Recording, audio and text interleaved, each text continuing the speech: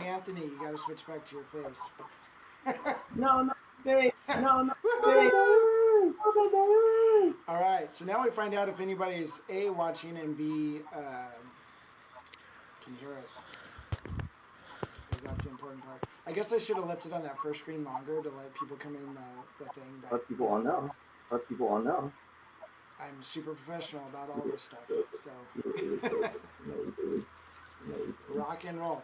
And the cool thing is, I don't think we have any echoes, hopefully. At least I don't Have have a any link to echoes. the link to the stream. Should I log onto it? Yeah, it's that, I don't know, the miniature monthly Twitch. Is it the same one? Oh, Yeah, yes, it is. it is what? Oh, echoing? Is it on? Did you put on the MCQ thing? You put on the MCQ thing? So just gotta turn the sound off. Hey.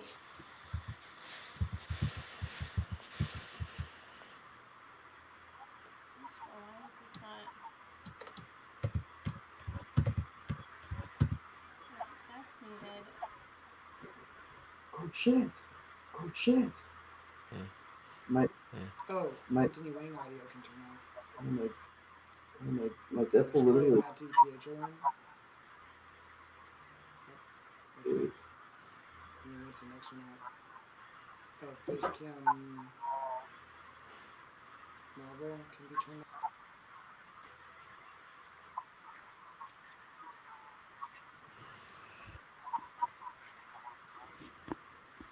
So that's probably me. Yeah. Yeah, that is you. Okay. So let's testing. Hopefully we're not echoing anymore. Check. Check. This is what happens when you get hit by a hurricane. Yeah, Matt. Are we good? We can hear Matt. We can hear Matt. Hey. Hey, Anthony, say something. What up?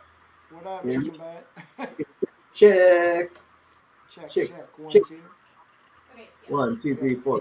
Everybody can be heard. Okay, let's pretend like we just started. Hey, what's up? Oh, what Hey up? guys. Adepticon Showdown. Hey, so what happened to October? Dude, I don't know. We've Kind been of missed that busy, month. yeah. Yeah, and also I got hit by a hurricane, so let's just put it this way: it was like the end of the month when I thought about this show, which is really bad to say, but it was just like, I mean, it probably came through my mind a couple times during the month, but we were like in not necessarily survival mode, but just trying to like get internet in power and then get caught up on all the 2 weeks we lost to work and all that stuff. So super exciting. But we are back and we are rocking. Yeah, all is good in the hood. I posted a video today, or so last, what is it? October, November, October, September. I posted September's video, the one where I airbrushed the Hulkbuster. And Yeah. I also filmed a second video that's posting on Friday. So it's like further along in the process. So it's episode 3B. So You haven't seen it yet, though, right? no, nobody's seen the second one yet because I literally just did it. I don't know, a few days ago or maybe last week. I can't remember. One of those days. But it's kind of like what you do after the airbrushing, and so I carried on with the whole dry brushing or artist opus dry brushes, but I did stippling, and I did a combination of stippling and dry brushing, which is kind of funny with those brushes. I just, like, you intermix it. You either stipple or you dry brush. Like, there's no like, oh, we got to do something different. It's kind of cool. So anyways, that will be going up on Friday, so we'll have some extra stuff going on there. And then we'll have this video. I'll probably post it next week because in the Marvel group, I can only post once a week about this. So otherwise, our post just gets deleted. So maybe next Wednesday or Thursday, I'll post the video from today, and we should be good to go. But we're all caught up. So, and if you guys, I mean, we don't have to, but if you guys wanted to do one at the end of this month, we could, or we could just like skip last month and not worry about it. It doesn't matter. It's up to you guys. Yeah, possibly. I'm going to be going There is cruise summer. Thanksgiving, so You know? maybe it's probably a bad idea. Yeah. But I've just put it out there in case you guys wanted to do something. But otherwise, I think we're doing good. I've gotten progress on my stuff. I got another game in with our boy Sliced Bread on Saturday, and it was awesome. I played against Apocalypse, and I got my ass literally handed to me. Like, dude, Gambit, like, wrecked me. Like he's supposed to be a sucky character, but with Apocalypse, he's amazing. And Sliced Bread even said, even without Apocalypse, Gambit for some reason has gotten better, and he's not quite sure why, but he just works better in the teams. So that's a good thing for you, Matt, because you already painted Gambit.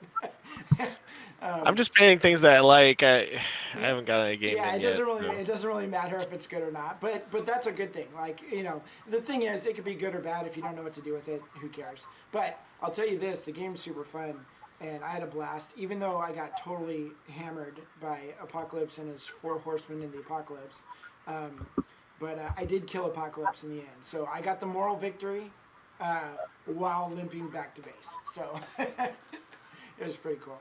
I did get some pictures. I forgot to post them, but such is life, right? Are you using your team from the? Yeah. So I downloaded the app. There's like an app. It's called the Jarvis Protocol. Yep. I think. Let me see. Yeah, Jarvis Protocol. And I actually put my team for Adepticon in there and all the cards that are associated with it and all that stuff. My buddy helped me set that all up. It wasn't very hard.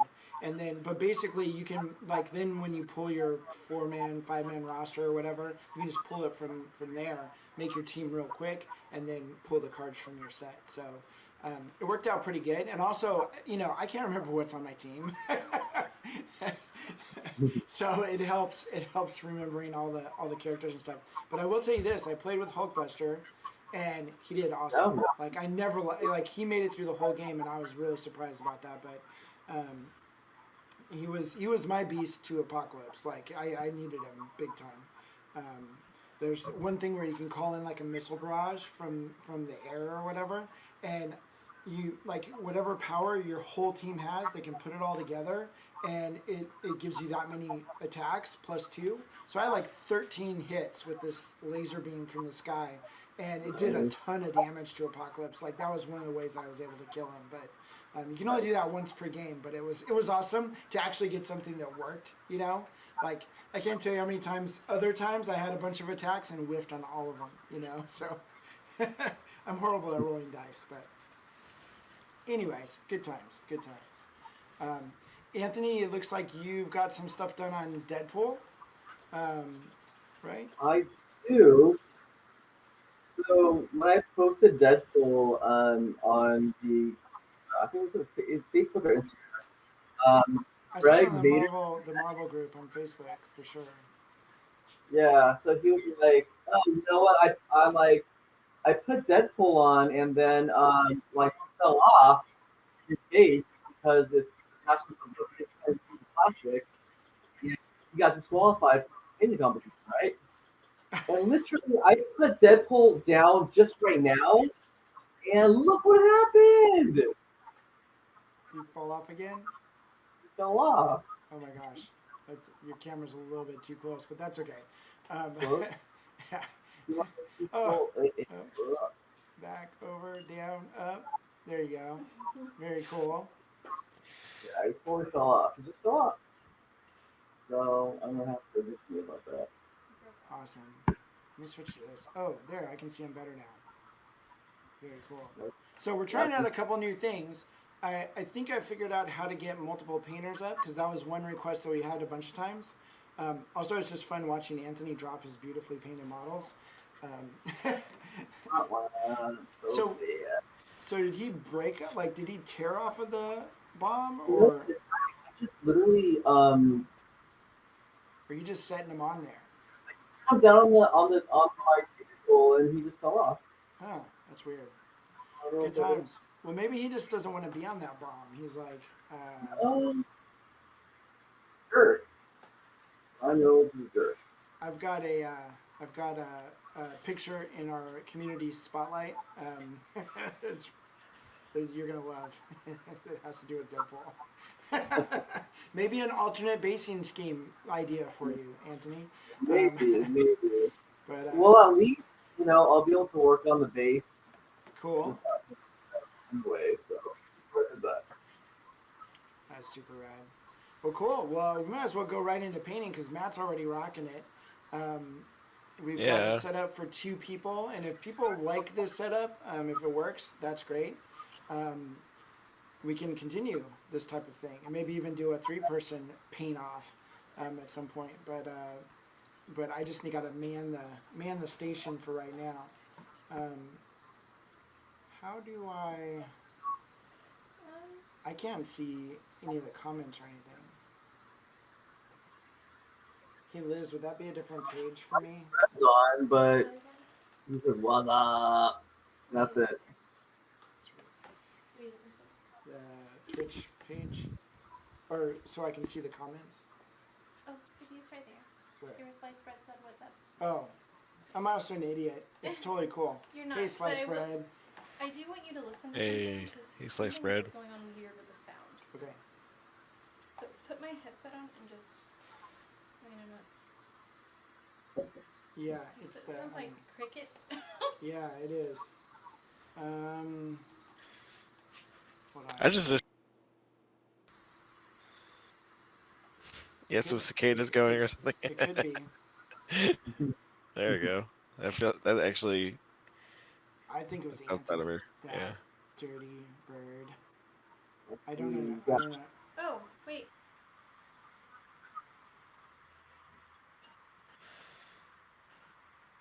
Before you clicked anything. Yeah, I don't know. Wait. There's like a 10 or 15-second delay, so. Yeah. I just hear like ambient noise. Okay, you fixed it. Okay, well whatever it was, You got another comment. I got another comment. We're all outside, man. We don't have any walls. Like our house got blown away completely. All that I have is That's a computer. not true. It's not true. I'm lying. But yeah. Yeah, I feel super, super fortunate. I mean,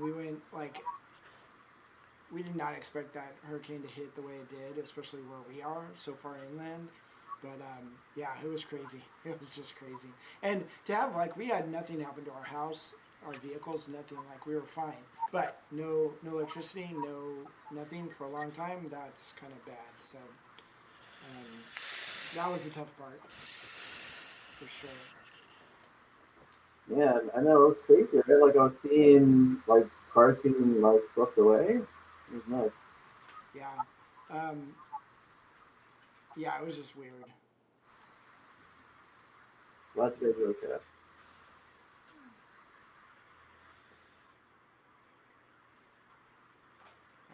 Oh, wait, it's coming back. I don't know. Yeah, it was coming back and then it Yeah. It came up and then it came back. It's back down on mine, so we'll see. Yeah, I'm not sure what's going on. Not quite sure at all. Who knows what's going on? It'll all work out. So Matt, you're working on you're not working on Deadpool, that's for sure. Professor X here. Dallas is in chat. Sweet. Mr. Professor X. Yeah, I'm just doing the comic book style like we did last time. So I start out with a gray primer and with a white spray. Mm-hmm. And then we're adding color to that, and then we do a pass, basically the comic book inking in dark black.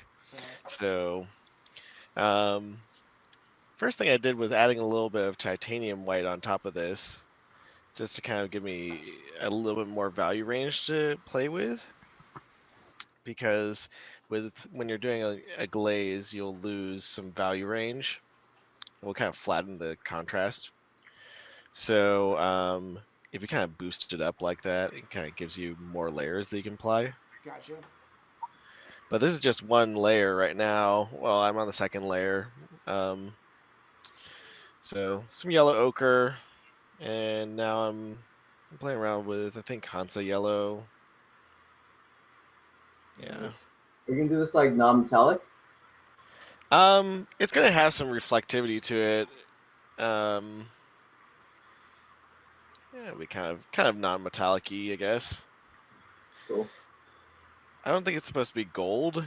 It'll just be kind of like Yeah, it's a like really reflective yellow, you know. right.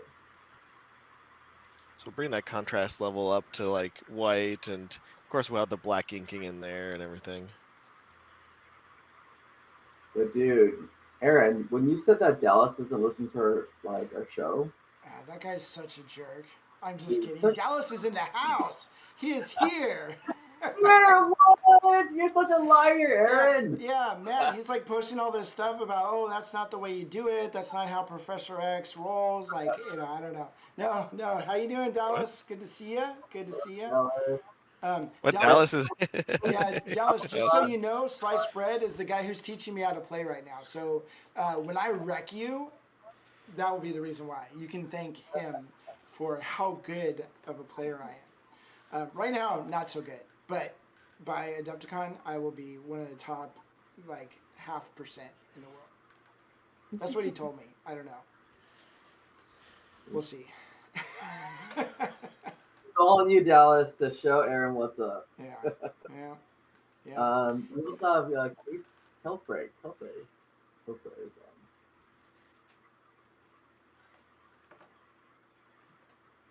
Cool beans. You're a little bit low, Matt. Yeah, there you go. Thanks. All right. So it's just getting into the back here. What's kind of cool is we can have like white or close to white edge highlights on the lit side, and then the edges become yellow on the shadow side here. This part was all basically gray primer. So when you did that first glaze, it desaturates the color. But there'll be a lot of black being worked into this side. This style, it's been fun to kind of like play around with how I would do it, and it is really fast to paint this way. But at the same time, it does read like comic booky. But the thing is, like, it looks pretty rough until the black goes on there, and then it looks great. So it's kind of one of those things where it's like, I don't know if this is looking good, and then once you place the black in, it looks really good. So I think that's the best thing about watching you paint, Matt, is like the whole time you're questioning everything. Like in my mind, I'm like, oh, why did you do that? Oh, I don't know. And then it's that one step, and you're like, he knows what he's doing. He was playing ahead after all. Yeah. He's playing mind games with us. No, it was very awesome. Oh, I also found out who the culprit was with the whistling sound. I think Anthony's outside. And you're in Chicago, right, Anthony? They got tons of cicadas out there. Yeah. So I saw you do something, and it like stopped. So I don't know if you touched something on your computer or whatever. It was a while ago though, so who knows? But anyways, it's gone now. Yeah. Oh, okay. Yeah. Thankfully. I don't know. Yeah. Yeah, we don't have enough time to get a new person on the posse, Anthony. We can't kick you out. There's no voting off the island or anything. Look at me. At this point, we're all in it. We're committed. Yeah. For the long haul. So don't mess this up for us, Anthony.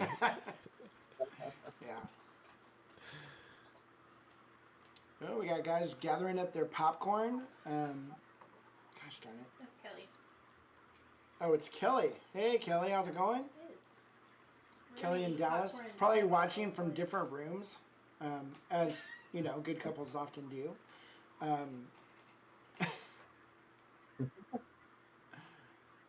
Glad you like my rocket, Dallas.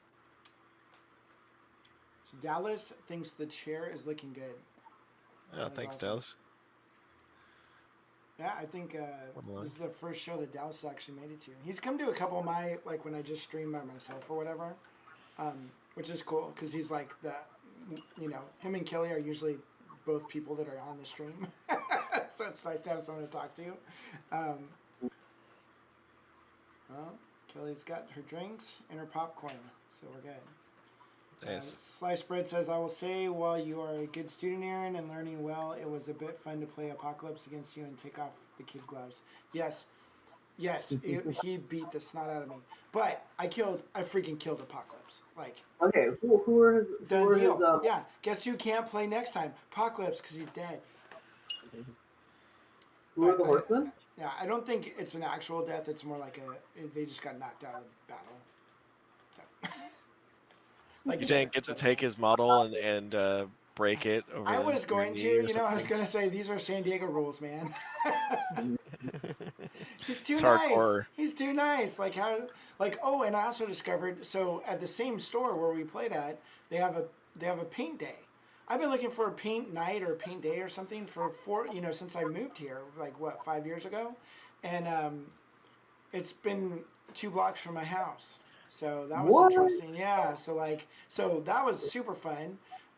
In fact, we ended up like I had one of my buddies came up and painted with us, and then they had so many people they had to get a second table, which was pretty cool. And yeah, so I'm super excited about that because I mean a lot of times I do private coachings on Saturday, but like this Saturday I get off at 3, so I'm gonna head up there and paint till like 8 o'clock. So that's something I've been missing since San Diego, quite honestly. So I think that'll be super cool. Oh, Matt, you're way high. Oh, sorry about that. That's okay. Yeah, I have to remember to look up every time I reposition the model. It is what it is. Cause like normally I'm like moving the thing all over the place. You know what I mean? Yeah. Nope. I get it. That's the hardest part about painting under the camera is it just is a pain in the butt sometimes to.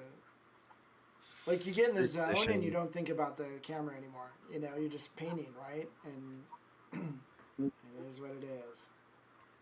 I should say, can I put in a plugin for Miniature Art Academy? Yeah.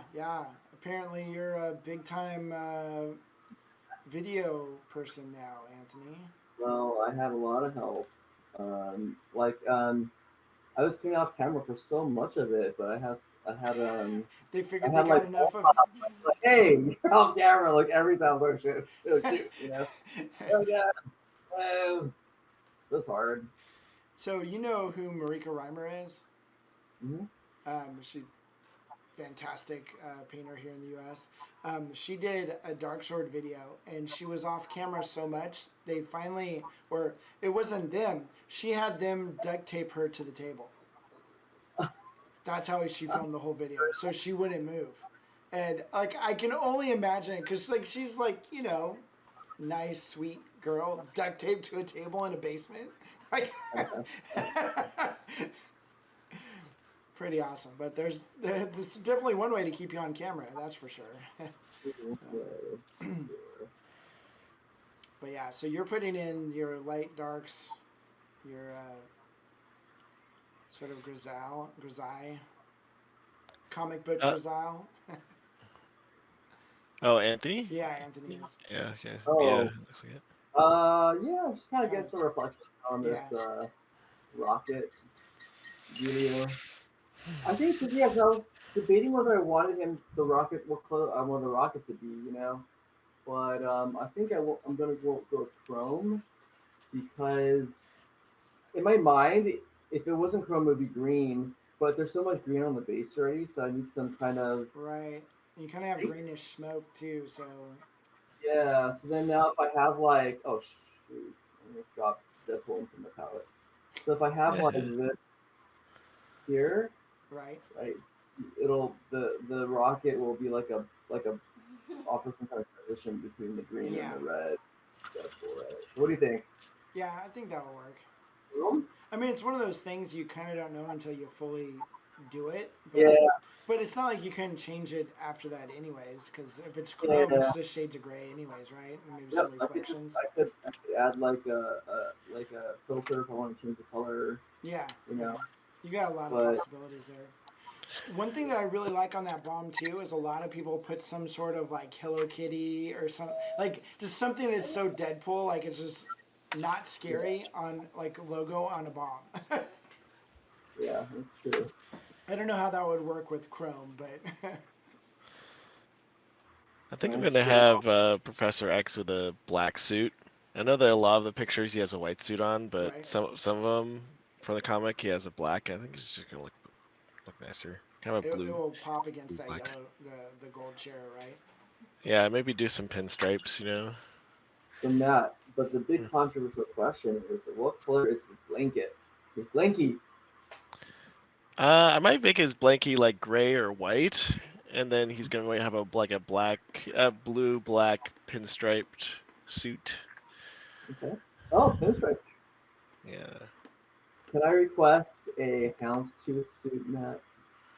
I think could that'd be do houndstooth. It's just kind of like the scale is like really, really I small. know. Can you do like a plaid suit? That'd be pretty cool. I mean, I've done some crazy. I mean, I've done some crazy suits. Do you remember that Sherlock Holmes and Watson piece I did? Yeah, yeah. I know. I say that because you do some really cool, super cool, like textures. So it'd be nice to show it off. Yeah, just like the scale is like a little bit small for a lot of that stuff. I mean, I could try. I mean, houndstooth's easy. Is it? Oh, not houndstooth. Sorry, Or plaid? herringbone. Herringbone. Houndstooth is not easy. I Houndstooth's was really like, hard. damn.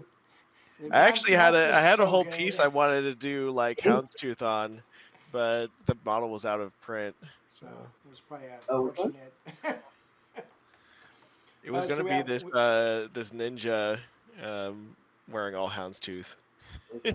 like I a feel like female you did ninja. nice soup on like was it the cat bust that Johnny or like that cat turban bust? No, that one's you can still get that from Dark Sun. No, it was gonna be uh it was like from Terrible Kid stuff. And then Mhm. ninja, it's pretty old. It has like Oh, okay. two swords and stuff, but it was out of print. But the whole idea was going to be blood on the runway, so she was like going to be a runway model, but killed all the Hmm. judges. Nice. So she was going to have like all houndstooth and then like be spattered in blood. It was be kind of a Kill Bill moment. Be kind of Oh, fun. that's cool. But that was the idea, but I can't get the model, so. So our buddy Scott just came in. He says, "I'm late. Can you start over?" So if we can just maybe reprime these and Okay, man. no, we're not doing that, Scott. It's not happening. How dare you? No, I'm just kidding.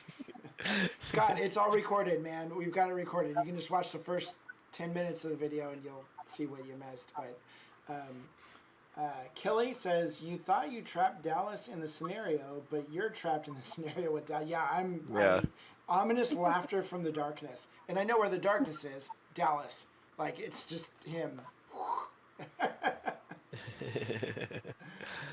Sliced Bread wants you to paint it like a Christmas blanket with mittens or something on it. Yeah.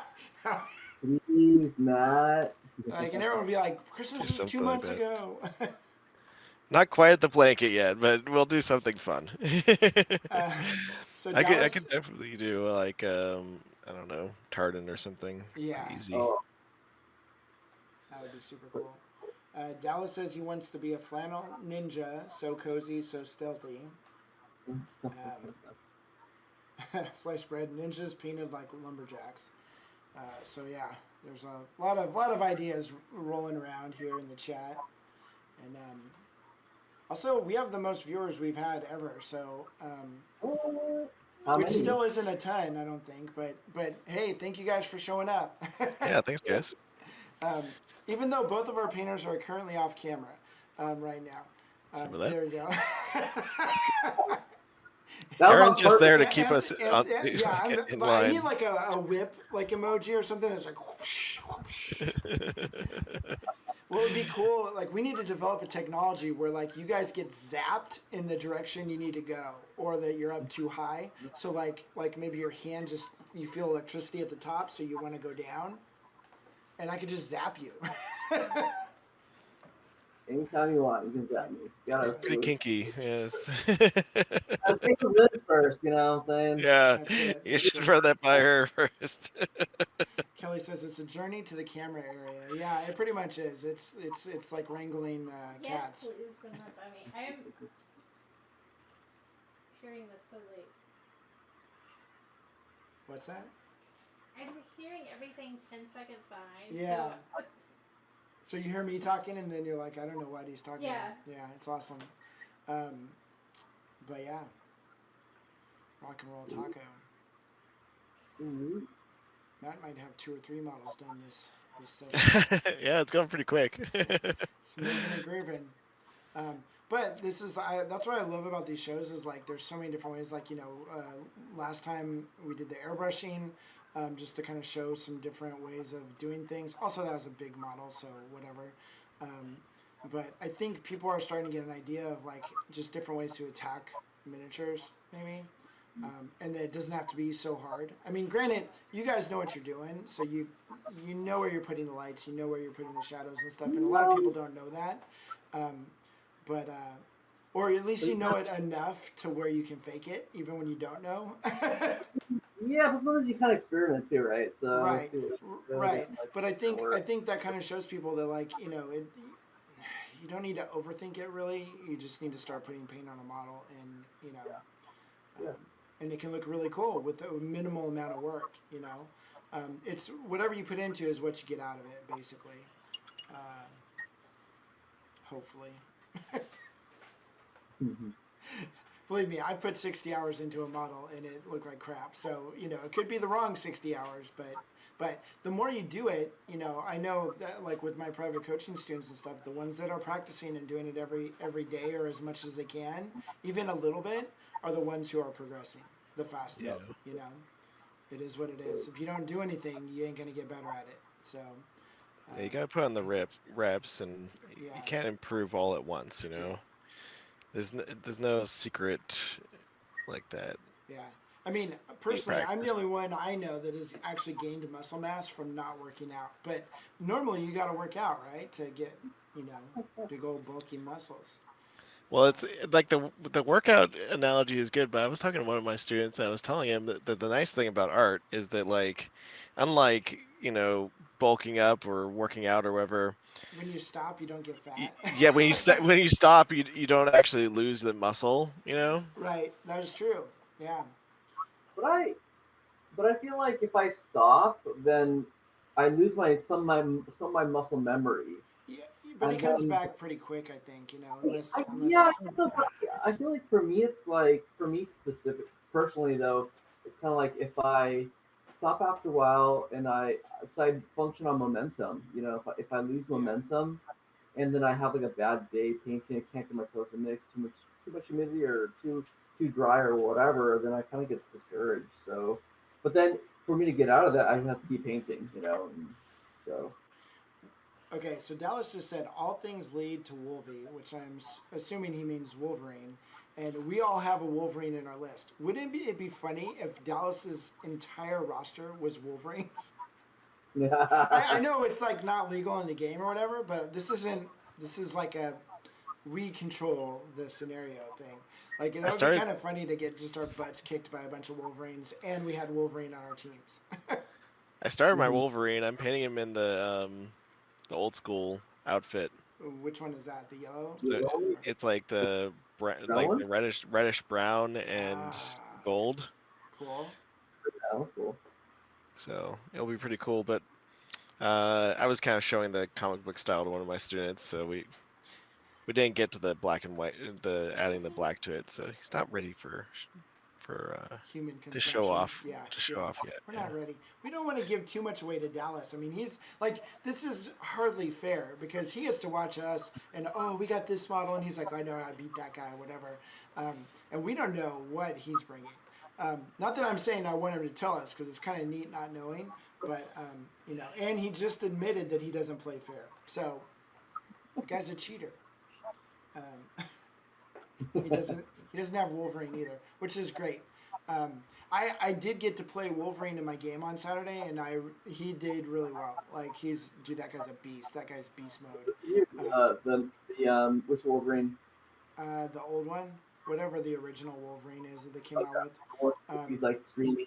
Yeah. Yelling. But once again, it's definitely one of those things where you want to read the tactic cards and find out all the special rules for him and just sort of pay attention. And use it at the right times, you know. Yeah. But yeah, he's awesome, and he regenerates too, I think, which is cool. That's like his jam. Yeah. Baby. Evening's doctor. Matt's getting some edge dark lining in there a little bit. Getting some. Yeah, I think he's just kind of a white shirt here, and then I think he'll have like a purpley tie, so he'll get that nice So contrast. obviously you're gonna paint that white shirt here shortly, but like when you like to do a really quick white shirt, are you just thinking like a really thinned out sort of glaze of some color to just sort of tint it a little bit and just go with your zenithal prime basically, or No, I basically just add shadows with gray, and right? then I'll highlight with white.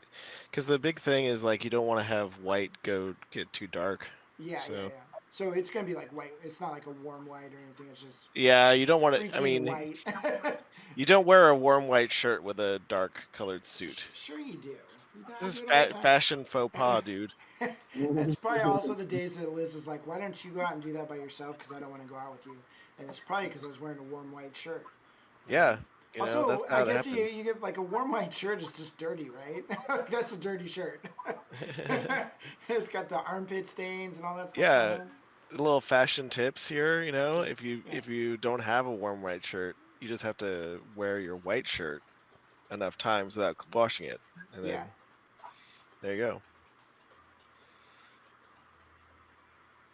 Fashion tips from Aaron Lovejoy. Yeah. Hey, I got them all. Like You guys aren't ready 52 for it. years or however old I am. Like I've been around the block twice, and I know fashion. Not. My fashion is buy new clothes, get paint on them immediately, and then just live with it. I don't have anything clean.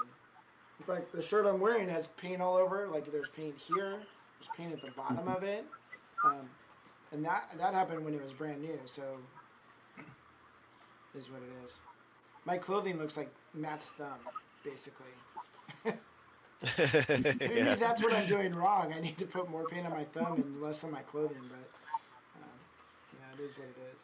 Well, now that I work at home, I came up with a solution for that problem, Aaron. Oh, what's that? You just paint naked.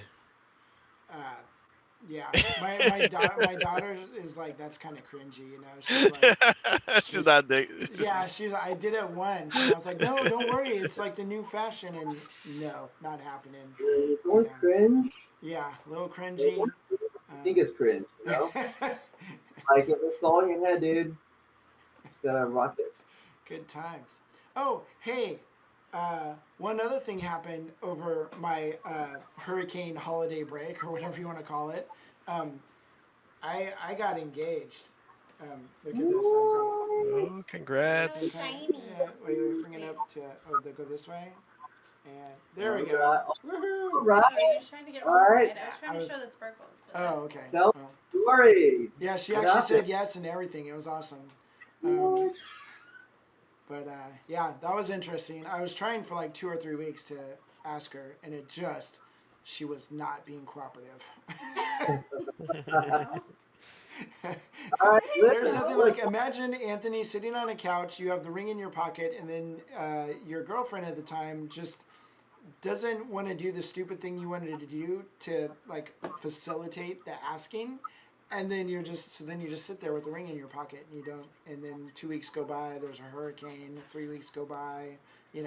All that good stuff. But eventually, I was able to ask her, and she said yes, and it was awesome. it was the best timing ever. Yes. So we had just gotten our power back on, and she was so excited to clean the refrigerator.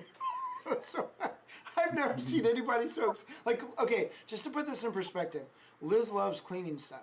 Like she loves cleaning my airbrush. Like, I don't ask her to. She just does it because it's her zen space to clean things, right? And so we hadn't cleaned the inside of the refrigerator for a long time. Obviously, our refrigerator is empty because everything went bad. And, after 6 days of no power. And so she, like, everything was cleaned out, and we had lights on again, and it was dark. So she's like, oh my gosh, I can clean. And she's dancing around the house and everything. And my daughter was like, put the ring in the freezer. And I was like, no, that's stupid. And then I started thinking, I'm like, no, this is perfect because she's super excited and it will, like, it's a good time to do it. And plus, I just needed to do it, you know? so anyways, probably one of the more unusual proposals ever, but it worked out. And Okay, so you she put was, the ring. It was perfect. Put the ring in the freezer. yeah, and then I said, hey, we should do a video where I'm like, hey, you know what you know what you can't do when the power's out? And then open up the freezer and see the light. Well, I didn't know there was no light in the freezer. But I do. She did. So she's like thinking in her head, you're an idiot.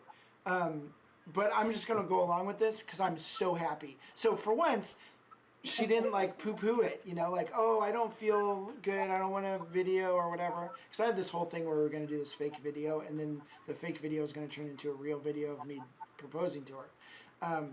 So anyways, she was just like, whatever, let's just do it. So she opens the door, and the ring had an LED light inside the case, which I think is a brilliant thing to do now. And so the diamonds are just like flashing like crazy, right? And so she opens the refrigerator, and she just stands there. 'Cause she's like, what the hell is that? Why is there a light in the refrigerator, you know? And then she realized what it was, and then she just started crying. And then I just forgot to ask her. Yeah, I mean, it was, you know, kind of emotional. You did like, ask me. I did ask you, but I was like, oh crap, will you marry me? Like, it would have been like the first proposal where the guy didn't say anything. I just assumed you wanted to get married. Like, I don't know. So anyways, I just, you know, if there's any way to botch it up, I can figure it out. But it worked out really good, and she was so happy. And then she didn't clean the refrigerator, which I was kind of bummed about. But I had already. no, I'm just kidding. I had already cleaned it. I was. Oh, you had? I was happy about putting stuff. Oh, putting. inside Okay, it. gotcha. Either way, she was walking on clouds, and that made me feel good. So it was awesome. Well, you two are Congrats, you awesome two. people. I'm glad you're getting hitched. Congrats. Yeah. And the funny thing was, when I first moved here to Georgia, that was kind of the plan. Was I'd move here, and within the first year, we'd get engaged, and then, you know, move on with life. Well, I move here, we get in a horrible accident, and then COVID hits. And guess who was surviving for the next 4 years? You know, it just didn't work out. But I mean, at least we were together. It wasn't like, you know, we were in, like, you know, doing the long distance thing still or something like that. So it wasn't as bad, and it wasn't like, it's like, oh my gosh, we need to get married so we can move on with life. We were moving on with life, you know. But it is nice to actually get that, I don't want to say out of the way, but out of the way. So now, yes, we can move on with life. But I couldn't ask for a better partner. Yeah. That's awesome. right. That's right. Did you wait? Is your daughter in Georgia too, or she's just Yeah, completely full? she had moved to Tennessee to help out with her sisters. Had a kid or two at the time, and she was kind of like watching them while they went to, well, her sister went to work, and then her mom lived there too, so she was kind of bouncing back and forth between her mom and her sister.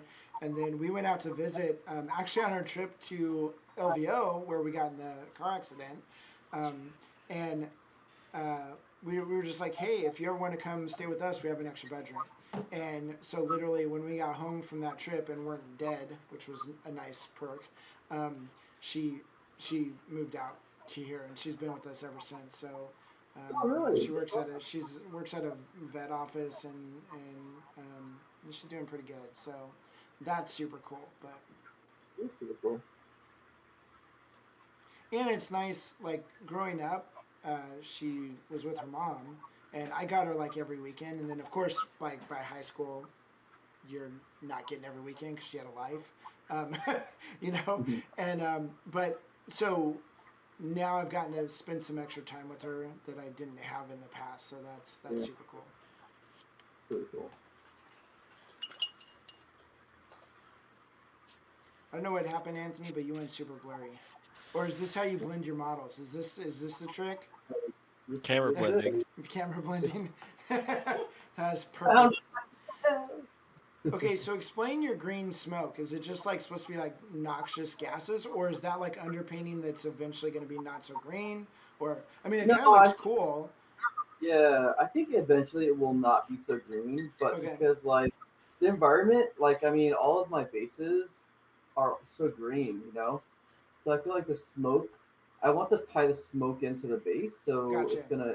I'll have undertone green, And but it kind of complements the red of his bodysuit or yeah. whatever. So, um, also, I haven't really seen too many people do a greenish smoke.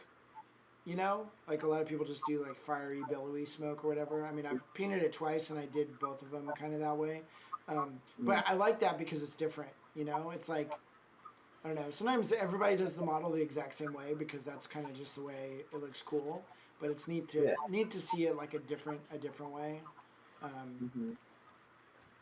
Yeah. I like although I when I get more time, I want to do that whoosh. And oh some yeah, guy, yeah, someone did it in like rainbow colors. I thought that was pretty sweet, so I'm like, copy that guy. yeah, that would be super cool. So I remember when I first got that model, the first time I painted it, I was like, okay, the swoosh is kind of cool, but it's kind of corny. But then it reminds me of like Batman and stuff. It's very comic book, right? Yeah. And then I painted it, and I'm like, this is my favorite part of the model. Other than, I mean, Not really. Deadpool's friggin' awesome. Um, but so which head did you use for Deadpool?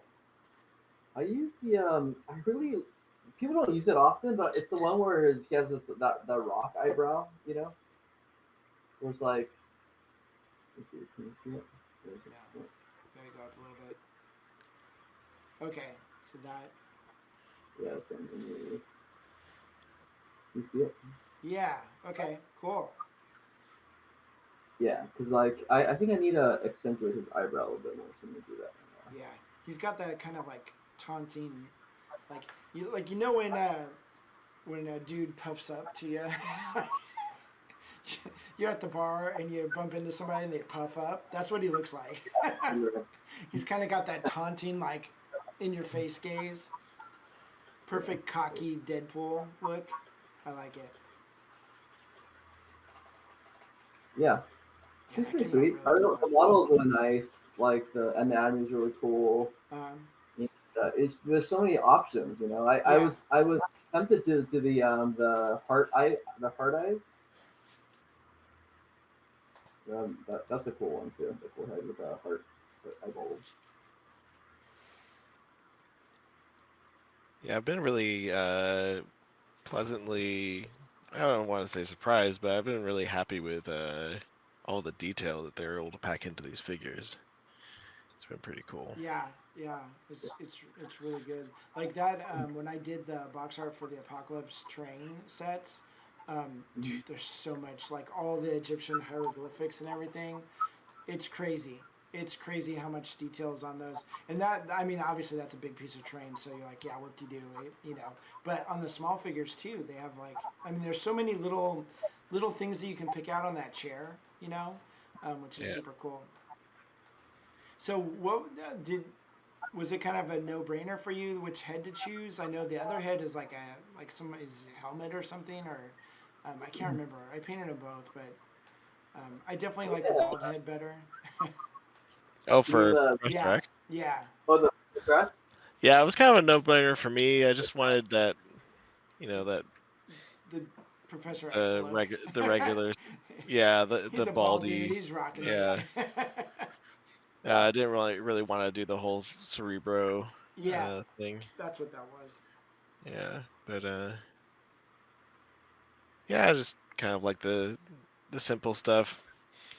Uh, It's I think classic, you know. most people do the for my Cyclops. I think most people do the hair, the head with the hair. But I guess that was the one where I was like, no, I want to do the do the old school look. Right, right. The stock look, yeah.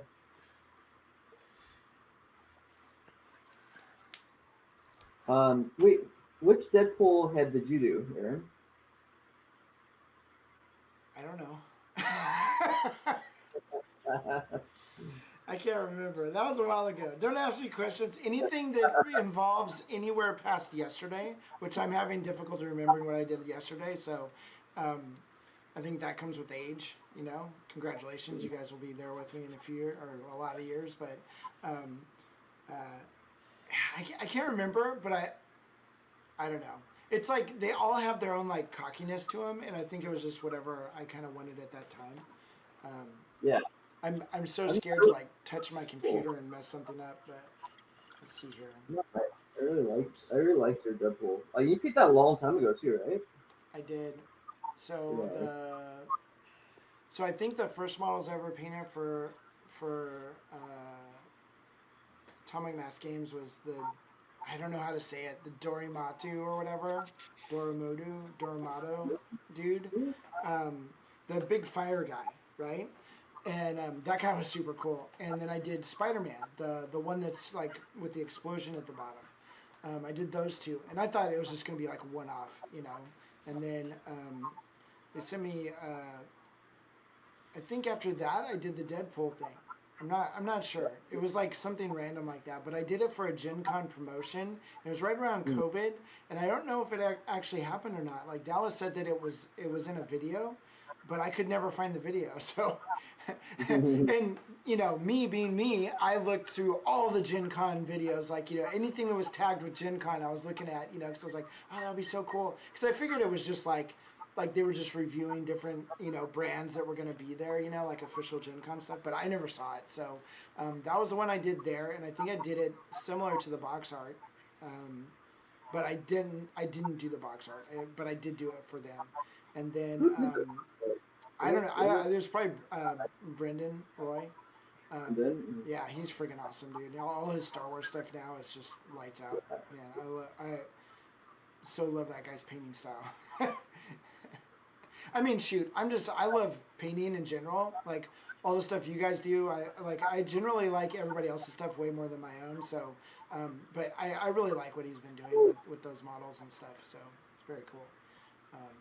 But then I did another one for Andy Finley, one of my private coaching students, my buddy from he goes to ReaperCon, and so he just wanted one.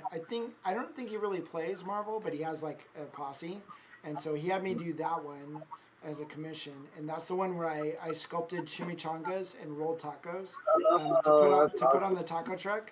yeah. Yeah, that was super cool. That was like early on when I was learning how to sculpt, you know, 3D sculpt. But chimichangas, because Deadpool's cracked out about chimichangas, right? And then rolled tacos was my San Diego flavor because, you know, five rolled tacos for $5 or something. I don't know what the deal was, but you know, you had to get sour cream and guacamole. It's making me hungry. They don't have rolled tacos out here. It's a bummer.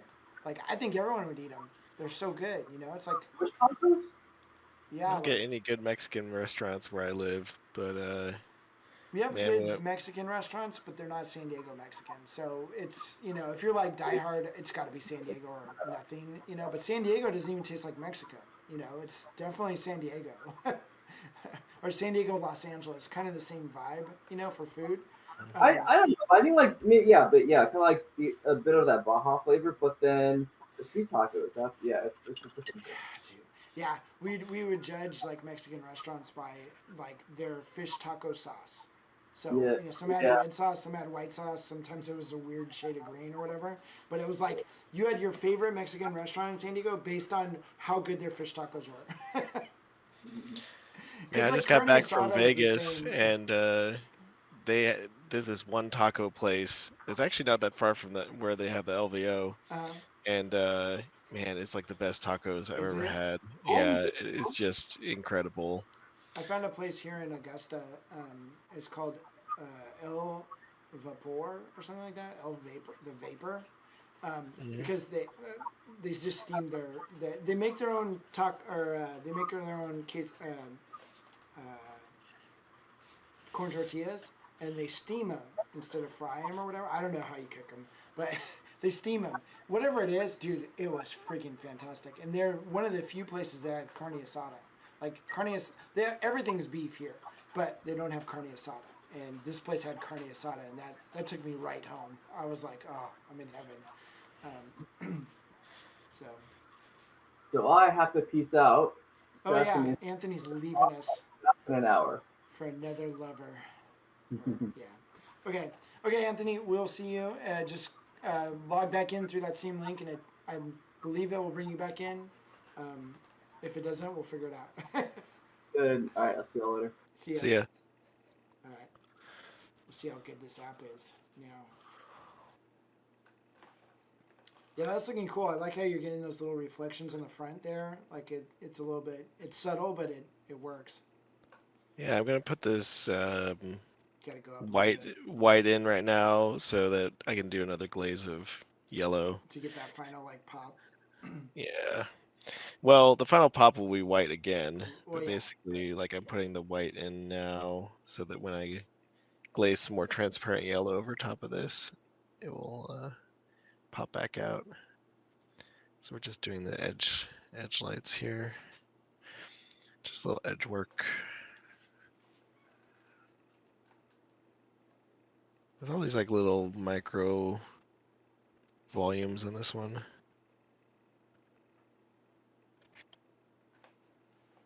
That will also make it look really reflective, like a reflective yellow surface. right.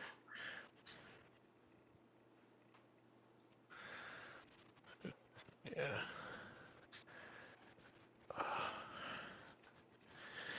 But man, actually, this model's going really fast. Yeah,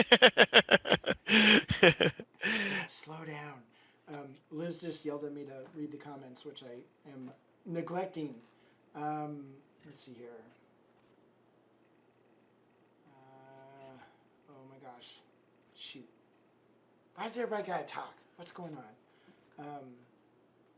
Okay. Kelly says the proposal is so on brand for the both of you. I can't handle it. Congrats. Thank you. Thank you. Scott Random. Are there any AMG painting contests at LVO?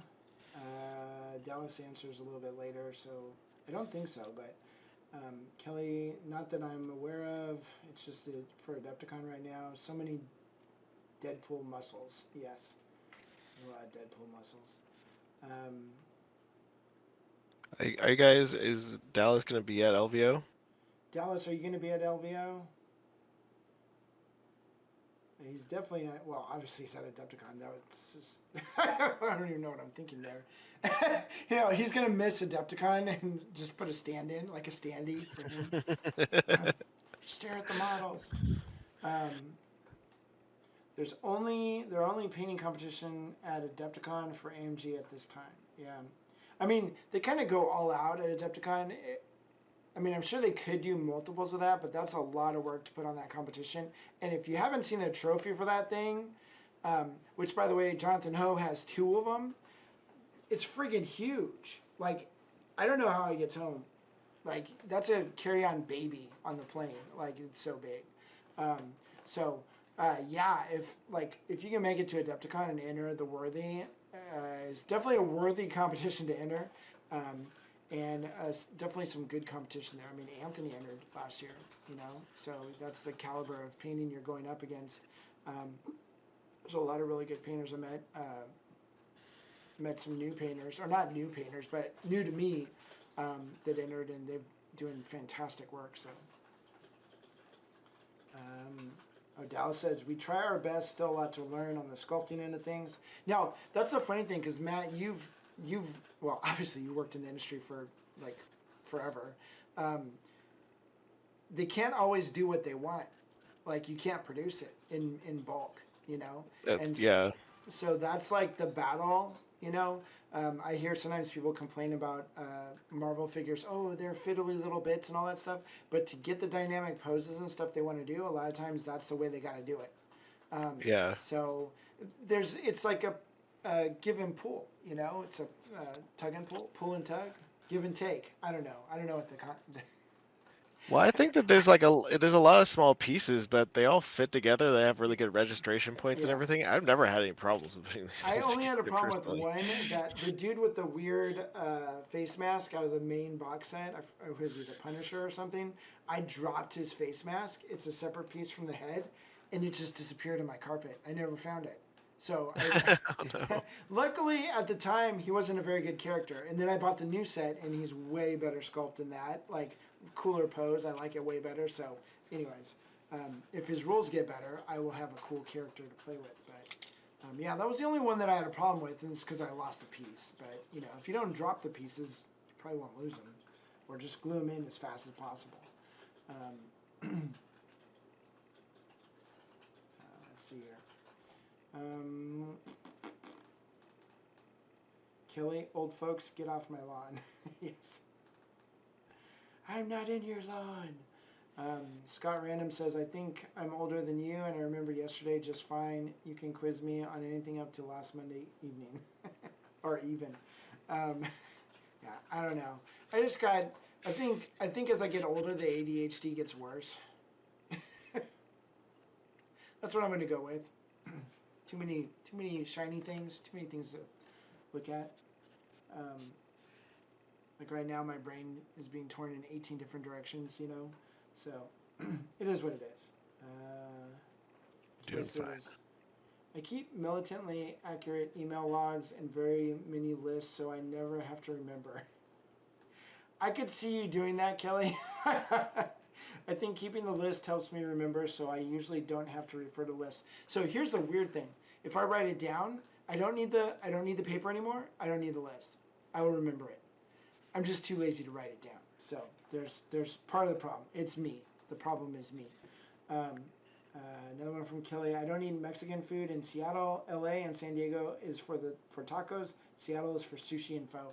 Yeah, Dude, there's one really, really good Mexican restaurant in Seattle. okay. It's called Senor Moose, and I know, but I love the names. Like they're so good, so good. Their food is not only amazing, but it's also like legit Mexican. Right. It's not some Mexican version or American Mexican. And man, if you live in Seattle or if you're visiting Seattle and you like Mexican food, go to Senor Moose. That restaurant, you will not be disappointed. It's so good. It's just incredible. That. We went to a really good. What was it, Liz? A Thai place, or where do we go with Ted and Jen? Is it Thai or Vietnamese? I can't remember. It doesn't matter. Yeah. It was flippin' delicious. Like, oh my god. So yeah. It was family style. It was family style, which was even better because we were just macking on everybody's plate. Also, that Senor Moose is really close to Mox in Seattle, which is the like game store with a bar and stuff. Oh, right on. Yeah. Anyway. Liz says she eats food everywhere, which is that's probably good, you know, so you don't starve to death or anything. Scott Random, Matt, the Vegas class was great. I went on to lose so much money. They got me. They got me. You. The house always wins, Scott. It was great having you in class, and man, that org turned out really nice. It was fun. That was such a good idea for a class, Matt. Like you're right. I mean, I know Lane's been talking about it for a long time. Like a few people have been man, if I just knew how to finish a model, you know. But it's so true that all these classes, and they're all great in their own right. Like if you have a favorite painter, go to their support them, go to their class and see how they do it. But everything is how to start a miniature, you know, and nothing is how to finish it, you know. And I thought that was really cool, you know. It maybe not as sexy as starting it, but I think it's way sexier because then you have the finished model and it looks awesome, you know. It was interesting experience teaching the class. It's definitely harder to teach that class than start a miniature. Yeah. Yeah, you don't really know what you're gonna get, you know, going into it. So you have to be very improvisational, I guess. Yeah. But what's cool is that everybody not only learns, you know, what to do on their figure, but they learn from everybody else's as well. So it seemed like they were really digging it. But man, just the it's kind of like going on stage cold, you know. So it was a little. There weren't any. It was a little scary, honestly. You got brass balls, Matt. But I think you've been teaching long enough, and it's one of those things where I always tell myself, like in situations like that, it's like just tell them what you know. And then all of a sudden it's like, okay, well, yeah, all right. Once I get moved, like I always have a little bit of the jitters before going, you know, like not that I usually am able to not show that, but you know, this time it was like jitters times 10, nervous, honestly. Like probably means you don't care either, which is probably like not good for the class or you or anybody, you know. So, yeah. And as you know, I care a lot. So. I think they wrote a song about that. I don't know, but yeah, Yeah. definitely. But yeah, I think that's a class that you only teach if you've been teaching for a long time, and you have. So, um, because we've all been in those classes where like one person kind of takes over the class or something. Like, how do you deal with that as a teacher? Like, what do you do? And in that situation, that could easily happen because everybody's doing something different, and maybe one person has a very time intensive thing. But if you can also work it into a learning experience for the whole class, I think that's fantastic too, because then everyone learns times 10. You know, um, I think. Well, everybody got their moment in front of where we're showing things off, and you know, the lessons I was giving to each person was heard by the whole Right. class, during part of it, and then part of it is one-on-one Right. with me as well. And yeah, I think that I would make some small alterations Mm-hmm. to it, of course, next time I teach it. But I think I will teach it again. It seemed like there was Yeah. a call for it, Oh, I was so. gonna tell you too. I Nova was- was friggin' fantastic. Like, I don't know if we talked about Oh that yeah. afterwards, but the new management and everything, like, there it was a really tight run ship, and the like really positive student atmosphere, except for Scott, of course. He was no, I'm just kidding. Scott was great. He took my 4 hour private coaching thing or whatever, but I was really impressed with how hungry the students were. I mentioned rabid at the show. It felt like they were rabid. Like they wanted to learn things so bad, and it wasn't. Like sometimes you get that thing where like you just feel like nobody cares. Like, what are you doing in this class? It was not that feeling at all. And then the staff, they had lots of people helping out with the classrooms and all that stuff. It's just a really good vibe all around. So, anyways, I'd like to go next year. Honestly, it's by it's my how many things you can do in a year or two. Yeah. Oh, anniversary. that's yeah. I could see that's a problem a little bit. So, but I already talked to Ellie, and if I can make it work, she might come with me, and then we Yeah. could go to DC or Yeah. something like that. It was You know, but that's the only way I'll be able to do it if it right, stays the same right. And same if you can day. make some decent money from Unfortunately, it, that's worth it too. But yeah, I just wanted you to know that true. because it's like Yeah, I know. um, You gotta have your yeah, priorities straight, yeah. you know. It is what it is. But Um, I want to go again because I yeah. used to go every Oh, I know year. you But were then like kind the of date synonymous changed, with that show. Um, but yeah, I mean, it's always good to know what's kind of hip and hot, and those guys. I mean, I told them a bunch of times, but did a banging job. I think they did a really good job with that show. So very professionally run and everything, which is says a lot. Nice. Everyone who's in charge of an area loved that area. You could tell. Like Dave Taylor with the contest, loved it.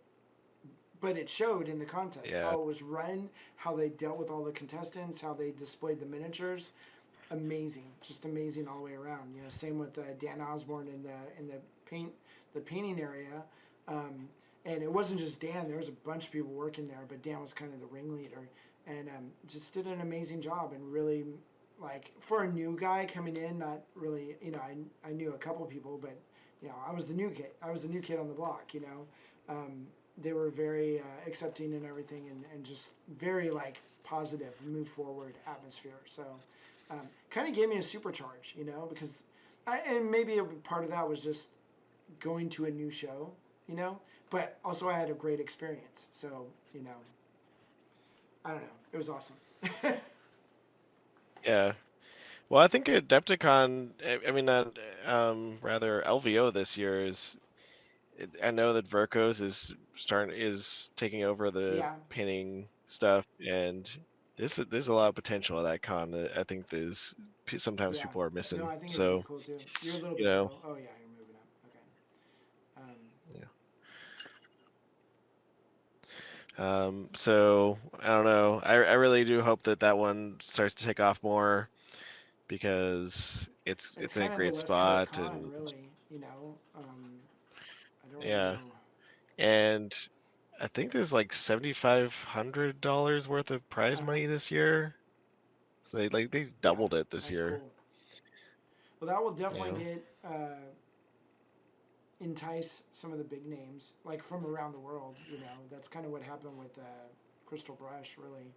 Um, Yeah, it's really starting to feel like it has the potential to be the next yeah. Crystal Brush, Well, if honestly. anyone can do it, it's Um, Verko's vault. I mean, those guys. I mean, yeah, I thank you again for kind of encouraging me to, to to message reach them out to them. back. um, they were nothing but awesome. Like just the way they handled themselves. Gary was super cool. Yeah. And I actually got to see him and Dave and Chris go through all the, they gave out the coins during the contest, and that was Hmm. there wasn't any results in the contest yet. It didn't matter if you placed or anything. It was just stuff Gary liked. And it went all the way down. I don't know if they picked anyone from the beginners section, but a journeyman, which you think Yeah, oh, there was stuff from journeyman, you got to Journeyman. be in masters. Journeyman's pretty badass, like really badass. Like there's some ballers in journeyman. Granted, they might have to move up to masters next year, but like it's not like it's not a pushover category, And they picked Hmm. out a lot of models, and at the end, there was a lot of models that didn't place in the contest, but Verko's Vault was definitely interested in purchasing them from the artist, and there were so many happy people after that. They didn't even care like whether they placed or not. It was just I got a token, and I thought that was really cool. And I think that's the effect he wanted on the community. Plus, dude, he's like a kid in the candy store.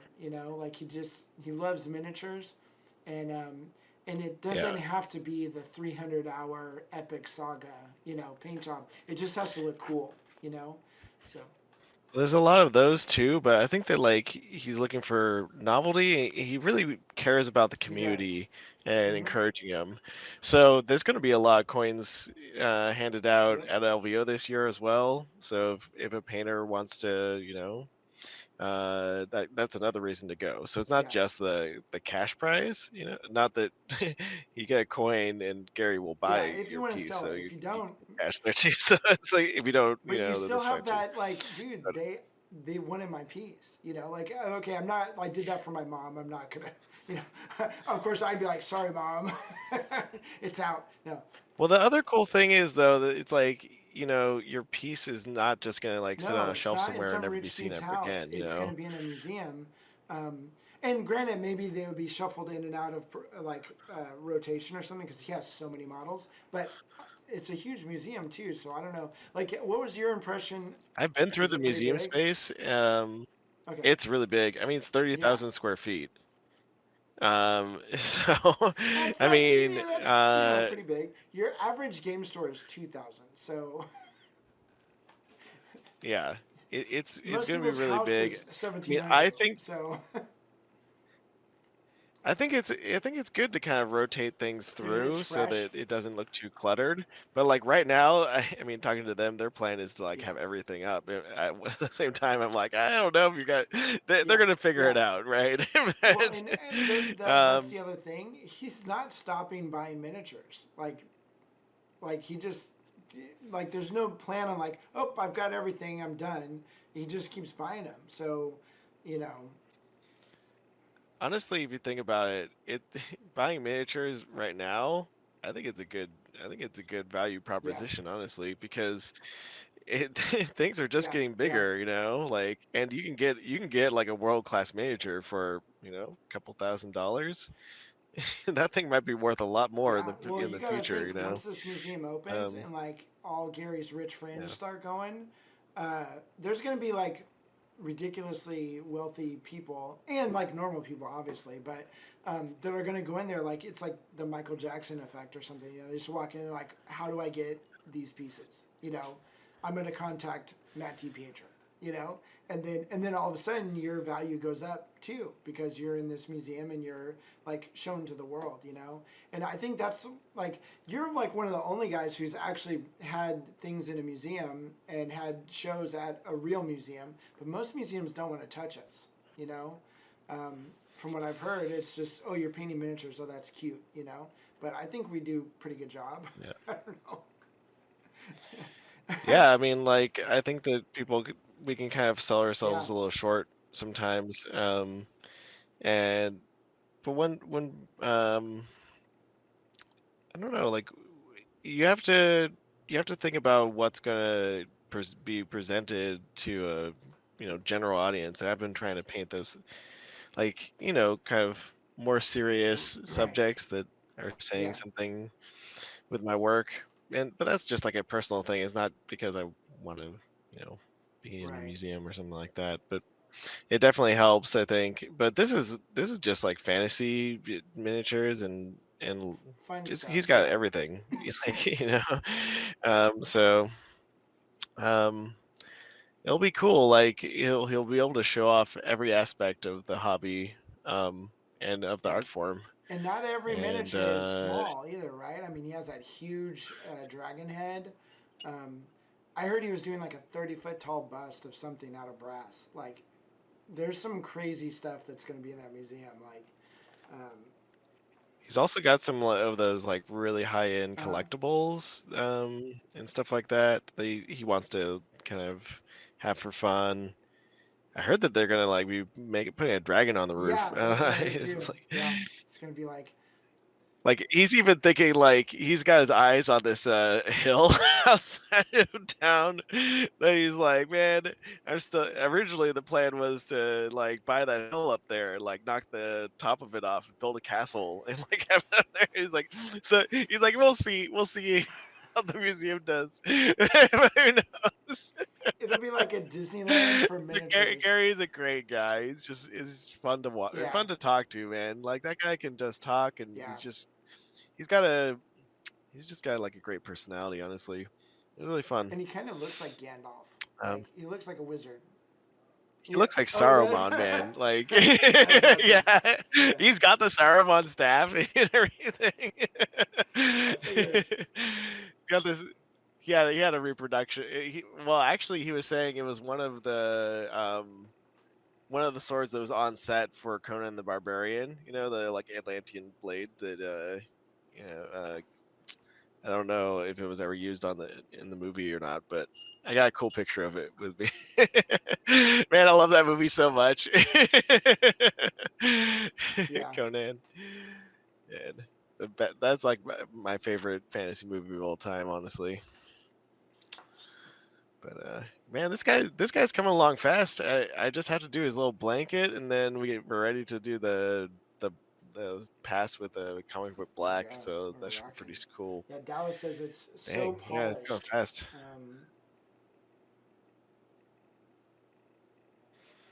Yeah, I like literally started this at the beginning of the show. Yeah, so you're rocking. Really good. Yeah. Okay. Yeah. People they had things that they wanted me to do on this blanket, huh? Yeah. It was like tartan, Christmas. I don't know. Dallas, I think, said pink polka dots or something. You're not on screen anymore. Sorry. I don't know. It kind of needs to be something a little low key. Maybe like do black and whites or tartan or something like that. It's so. I remember when I did the box art for this. I think I did whatever they had a picture of, but it's not easy because it's so stinking bumpy. So if you're doing like straight lines, those lines got to be kind of wiggly and whatever. So it's not like the end of the world, but it's definitely like don't make the pattern too complicated because you'll hate your life. Dallas says somebody needs to win this year. That's not Jonathan. That's a challenge. I know people are bringing the Hurt Locker, man. I saw the golds that were golds last year, and they did a good job. But I mean, you got hats off to Jonathan. He just is a rock star. Like that guy's like, and it's like, he brings a huge piece that's amazing. Like it's not just like a single figure. So, yeah. Kelly says we need to go to Seattle. And then Liz was like, we were just there. Yeah, so Liz, we have one of our, Vicente has a a guest room or something at his house, so we could stay with him. And That he's sounds like perfect. right there in town, I think. He told me after they had bought our ticket, so yeah, nothing we could do. But Next year. Liz That is me. says also I make pickles too. That's weird. I do. Well, because You should come out and visit next time you're That's what we in really Seattle, need to do man. that. So this year, once again, it happened so quick, and they're like, "We're gonna buy the tickets right now." And we're just like, "Okay, do it. We can go." And then I didn't even think about it. I'm like, we should have stayed there like a week or something, because we could have easily pulled that off. Because it doesn't matter when the tickets go or come back. In fact, it'll probably be cheaper to send us back on a Thursday, anyways. You know. Yeah. I mean, I'm about 90 minutes from Seattle, but you can just jump on the ferry and I Yeah. can pick you up. Oh, you're off camera. Sorry, Yeah. it's just Fiddly. it's much more like direction Yeah. dependent. So to actually get in there, Got that's why it's getting off camera, guys. So it's just you really have I to know have it the is. right This is where direction. Matt does his super secret technique, and he doesn't want anybody to see it. Yeah. Yeah, well, there's I that too. showed you how to Yeah, do it. Like, it I wasn't am on trying camera. to What are you like. talking about? You're like, well, that's not my problem. Yeah. Well, it's done now, It's so over. It's over, Jim. It's over.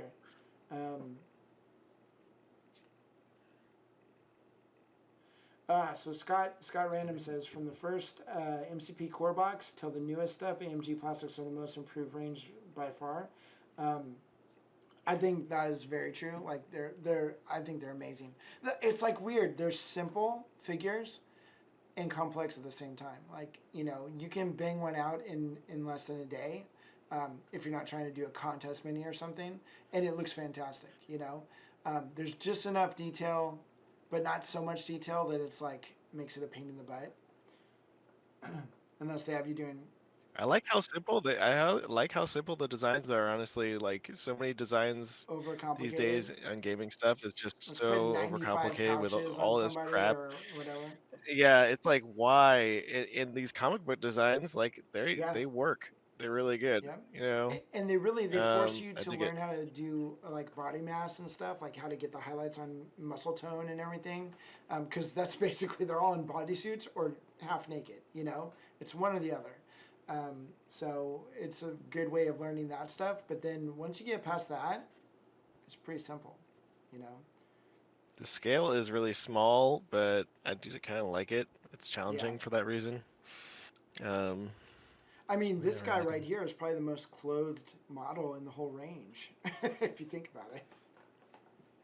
He's got a full. Oh no, I guess there's Kingpin, but He's got a that's naked true. head That's though. true. That kind of messes it up for everything.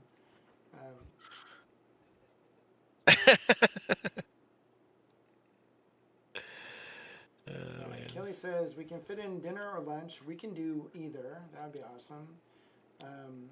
Yeah, Liz and Kelly are just off in their own little world right now. Okay, you were so far behind. I know. I'm trying to get closer up. I can't. Matt needs to quit painting good. Yeah, I've enthralled him with the Okay, so painting. Kelly lost Crossbone's gun in her boat. Boo! It was fine. Filled it in. Kelly, if only you knew somebody who could maybe get you another crossbow, bow, whatever. Dallas, I will look that up, Matt. I don't even know what we're talking about anymore. Sorry. I think he's talking about the bald Okay. head. I'm imagining. Dallas, says at Kelly want to go to tacos. Oh, great! So you guys get to do tacos and not us. What's up with that? Kelly Ballard forever. Dude, for real, Dallas, you live down not that far from Senior Moose. You gotta check that place out if you haven't been there. Okay, Scott, Matt, a key point from the class that was clutch was bringing some of your own minis that weren't finished. That was an important aspect of the class for sure, and you got to showcase a few things. Make sure you bring that kind of thing if you do the class again. So you were working on your own stuff too. That probably helps I brought in a few things that it was basically not Yeah. finished on. They've been sitting on my shelf for a long time, but they were nice projects. It's just stuff I hadn't gotten to finishing. They didn't have clients, right? It was Yeah. just stuff I was working on for fun. Dallas is off to dinner. Gotta go, gang. Great work. Can't wait till we play. I can't wait either, Dallas. That's awesome. Yeah, see you, Thanks Dallas. for Yeah, stopping have a by. good one. That was really cool. Yeah. Scott, Aaron is the semi-private course. It was kind of weird that those two dudes just wanted to be left alone and paint. So weird.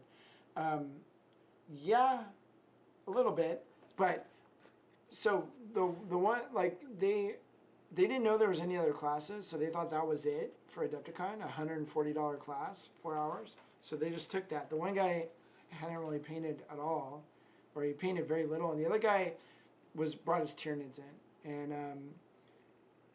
I told him one thing on the Tyranids, and it totally changed the way those Tyranids looked. Like, not to toot my own horn, but it was the right thing to say. Like in that situation, like they looked amazing after that. Like they really popped on the table, and it was not much that he had to do different. So I think he was really happy with that. His buddy just wanted to paint, and so I kind of let him just paint.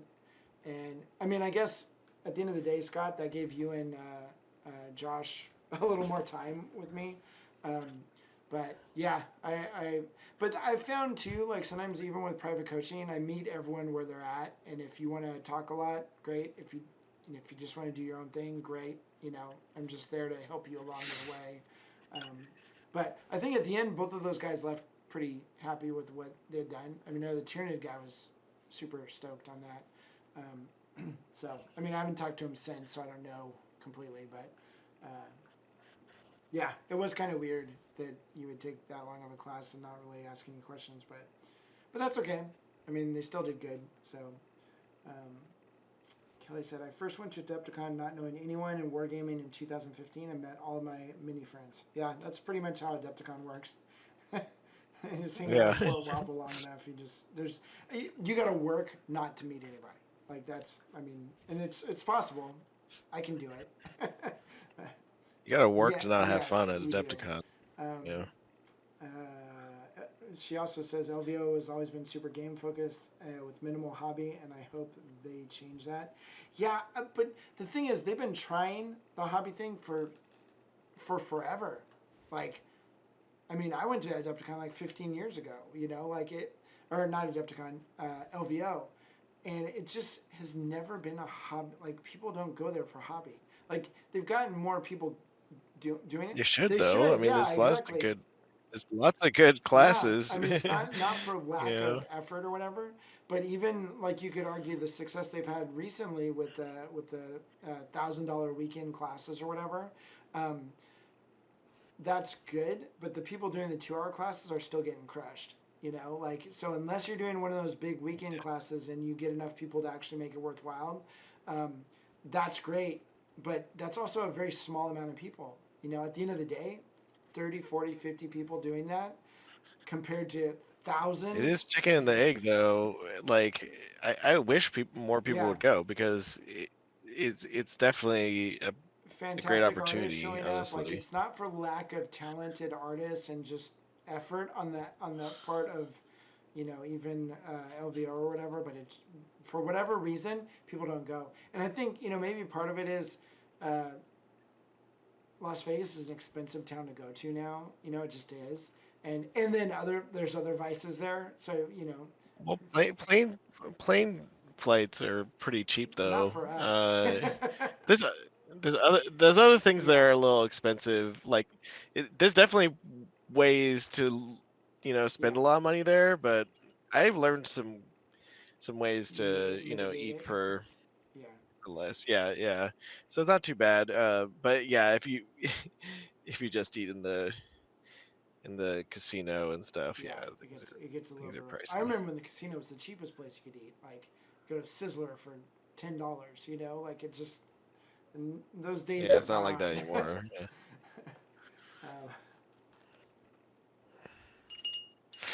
Yeah. But I don't know. Like, I definitely felt sticker shock the first year I went there, but then I figured out ways to make it work. Yeah. Yeah. So So Scott says he will always go to LVO. It's an easy flight. A room's always free. I'm not going to make any other shows next year though. Nova was super awesome, and we'll go back for sure. He said when Verico's Vault has their own minis, I would like him to commission 20 copies of one piece from 20 different artists and showcase the pieces so we can see the difference. That's basically what George R. R. Martin did. Like all the models that Darkshore did for Game of Thrones, he has like 20 copies of every model painted by different artists. In whatever, like he never told him what color schemes, just like go for it, you know? And so like to go to his collection and see like 30 or 40 Cersei Lannisters all painted differently from like the top painters in the world was pretty awesome. So I'm totally behind you on that, Scott. I think that would be super cool. it definitely has multiple versions of a few different models there for sure. I remember when he was talking about when we were looking at all the models at Nova. He's like, well, you know, it's just so funny listening. He's like, you know, I don't know about this one. I've already got 5 copies of that. But I just really like what he did with the boots or something. And then you buy it. It was like, just total crackhead. Like exactly how I feel about miniatures. I've got a few of those, but I think I need another one. You know, it's just like, it's so awesome. Like just, you know, like the thought process was really, you know, kid in a candy store, really. Like, and just, you know, except he's the kid that can afford all the candy type of thing.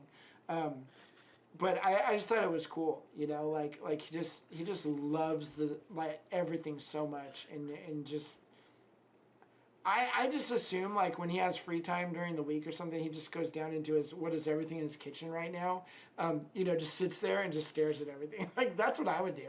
It's like no, the kitchen is just all the new stuff. Okay, yeah, it's the holding tank. But then like the rest of the collection is spread out over like over the house. 4 or 5 rooms. The funniest bit is that like he doesn't drink, so there's this bar and wine cellar that's like basically, yeah, there's a wine cellar thing that's like behind glass in kind of in the near the main room, and like all of the all of the shelves for wine have really nice miniatures on them. It's just like every horizontal surface is like covered at this point. Who is it? Charity, who's actually running Adepticon and LVO, the hobby events. She was over there, and she said, I just looked at him and I was like, Gary, because he's like, oh yeah, once the museum opens, all these models will be taken over the museum. She goes, you know you're going to fill your house up with miniatures again. And he just looked at her and he goes, I know. It's like you empty the sled and then it's right there. Oh, I have some room. so yeah, I wouldn't be surprised if some of the collection goes between the museum and his house, just because, you know. Yeah, well, yeah, it's possible for sure. Or like you said, he'll just make a castle. Or you'll have the newest stuff will show up there. A castle or whatever.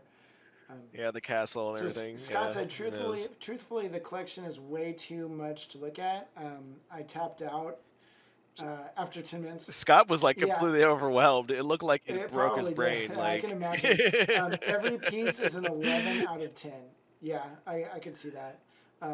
Because there's just so many. Even if some of them aren't, it doesn't matter. It all averages out into, oh my God, untouchable.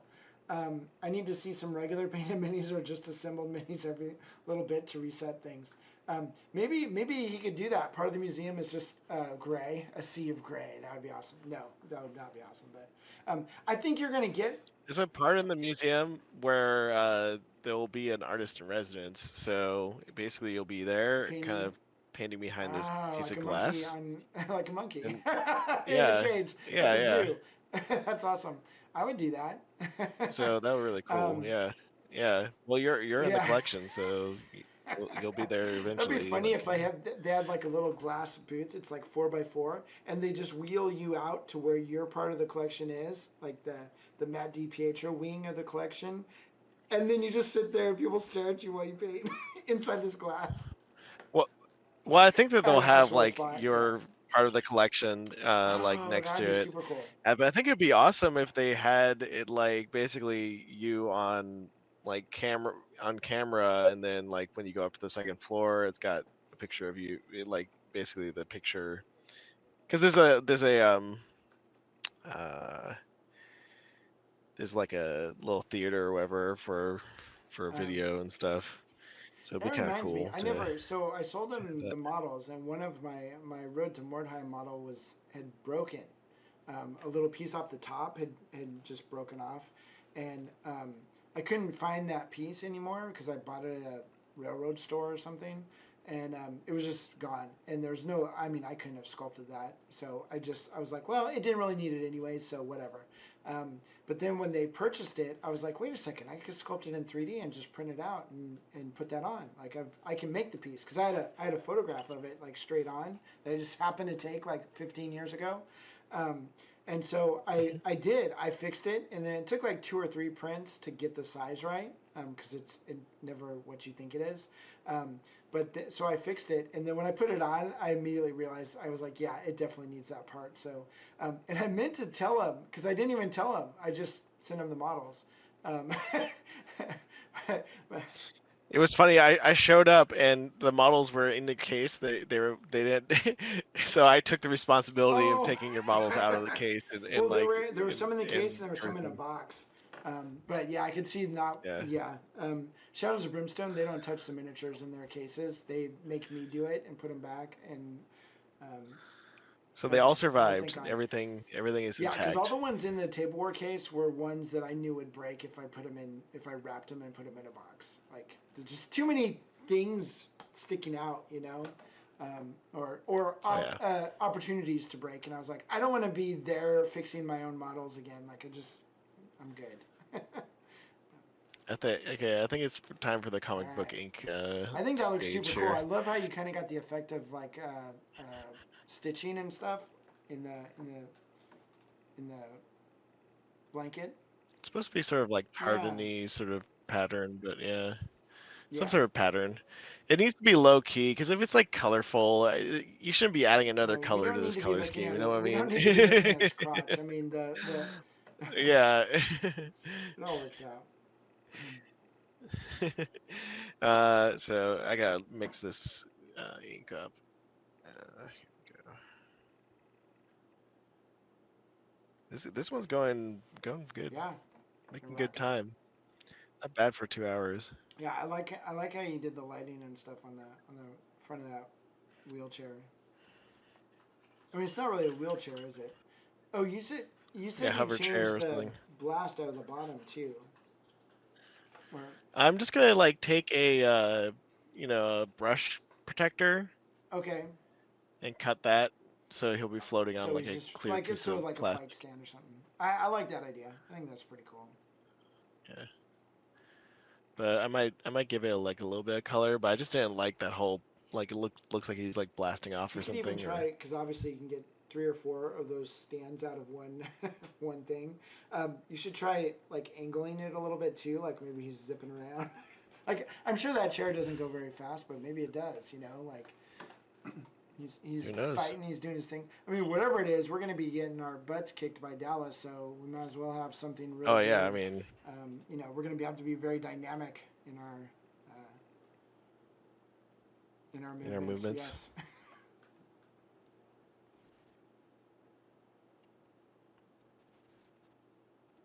This is the tricky bit. I'm just kind of nibbling around the edges here.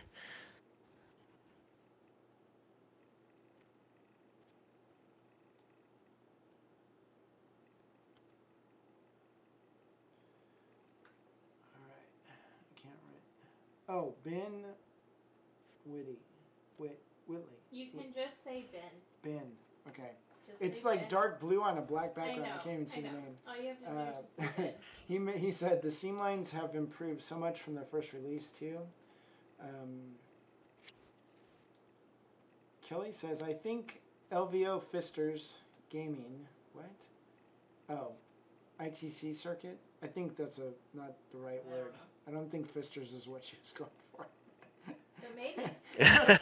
I mean, you know, no judging here, but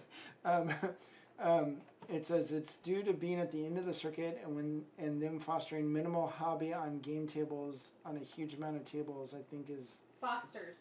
Sorry. fosters. Not fisters. It's Oh. fosters.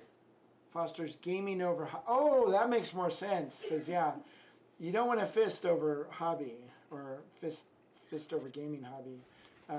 Anyways, I know what she's trying to say. It's more about the gaming than it is about the hobby, and so that kind of trickles down to the classes and stuff. I get that, dude. There are so many people playing; it's ridiculous. It's like it's like Gen Con. You got to see it at least once in your life just to see the madness that con is. So it's not like nobody's going to that con because a ton of people are going to that con. But it would be nice, like you said, Matt, if that started changing and hobbyists were like, we're going to LVO because it's freaking cool, and and hopefully. They got great teachers. They got a hobby space. I mean, Yeah, and they got Virko's Vault. Like, I mean, that, like, once the museum's open, I think that will be, like, a drawing point for a lot of people. They'll go to LVO, and then they'll spend, like, a day at Virko's Vault, or two.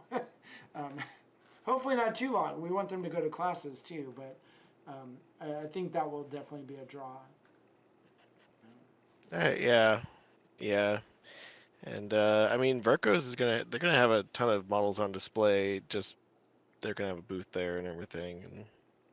And the painting competition has a good prize. There should be some really good work on display. I'm gonna bring some new stuff. But I'll be a judge this year since I won the best in show last year. So they're like, you're too good. You're not allowed to play anymore. Yeah, no, no, I get it. I think that's a great idea because me. that's kind of how it is at Gen Con and stuff. Or not Gen Con, I'm sorry. The one that's going on right now. Monty Sansevino. So I can't wait to see the stuff that comes out of there. I think it'll be pretty cool this year. Our boy Lane is there. Somehow I missed that he was. And Chris. Chris is good. Chris is there too. They do all the fun stuff. I have to live vicariously through those guys. Yeah, I wanted to go this year, but I had the cruise hammer that I'm doing, so wasn't gonna work. That's what happens. So Kelly says if she had to rate hobby, it would be Adepticon, Nova, and then LVO. And I would have to say it'd be Adepticon, Nova, ReaperCon, and then LVO. And LVO's a way back. Because all those Adepticon, Nova, and ReaperCon are pretty solid hobby cons. Well, ReaperCon's just a hobby con, so there's that. But yeah, I mean it is what it is. And then at the end of the day, it's the con that you like, right? So, if your favorite con is LVO, that's the one you go to. Doesn't matter. I'm not saying don't go to LVO because it's not the greatest hobby con because. LVO has like a ton of potential. They do have a ton of potential, and it's like it still kind of vexes me as why it hasn't happened sooner. I don't get it. Because it wasn't for lack of effort. These nuts. Somebody signed Got up. him. Look up these nuts. Got him. I don't even know what that means anymore, but I know it's something special to the stream. Lily. But they subbed? Thanks for the Lily follow. Hale, thank you, Lily. That was awesome. Awesome.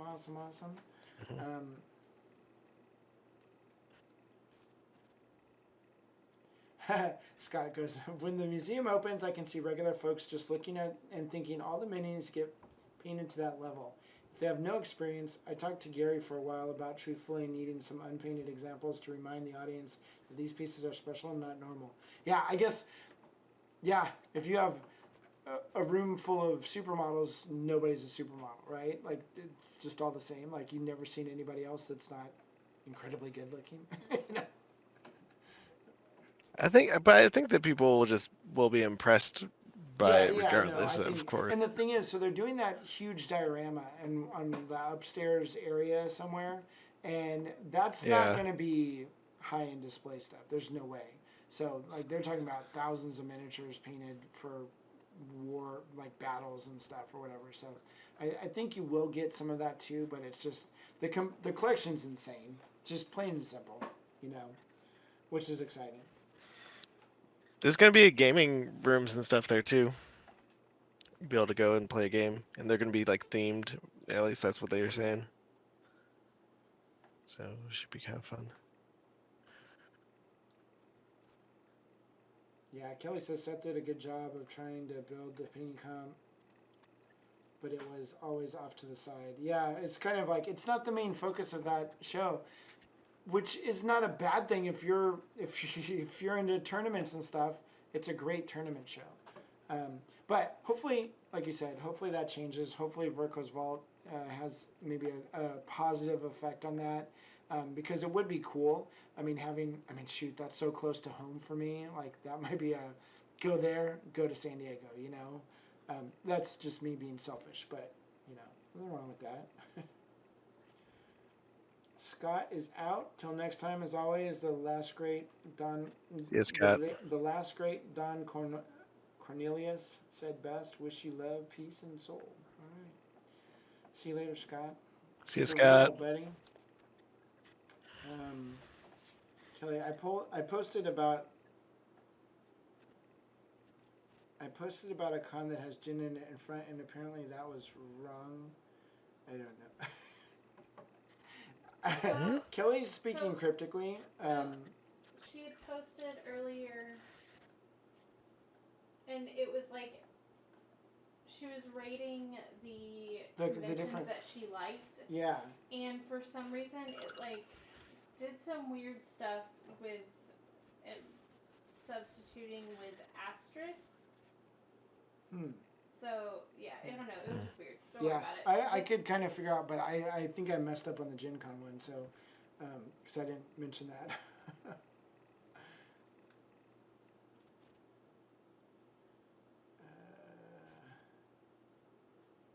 Kelly, I love getting fancy hotel rooms in Vegas. Hope to have a reason. Yes. Yeah, Vegas is super cool, but for us it was a lot of work to break even. We also don't live near Atlanta, so we essentially have to pay for two types of flights.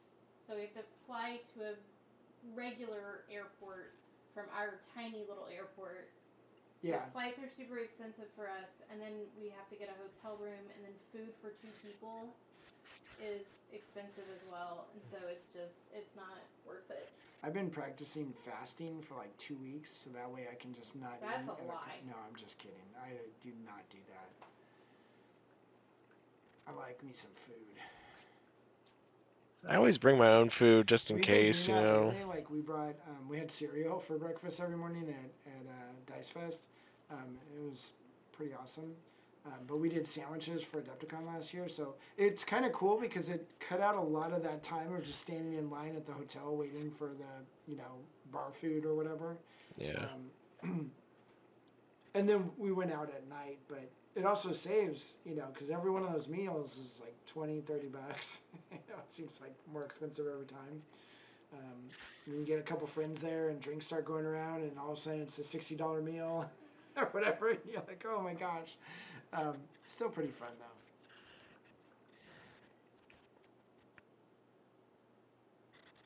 Yeah. At Vegas, you can kind of cut loose a little bit. They still give free alcohol and stuff at if they think you're gambling. If you're gambling, yeah. Think pretty good though. It used to be if you were just standing in there, they would give you free drinks. If you smoked, they'd give you packs of cigarettes. It was crazy. Well, you can gamble pretty conservatively, and you get free drinks, Yeah, because they're not going, oh, how much did they gamble? They're just they're out gambling. So if I can get you... Yeah, as long as you're at the table. You're a little bit freer with your money, how much you're losing. Anthony got me to play craps, I think. Yeah, we were playing craps. And they would come by and give you free drinks.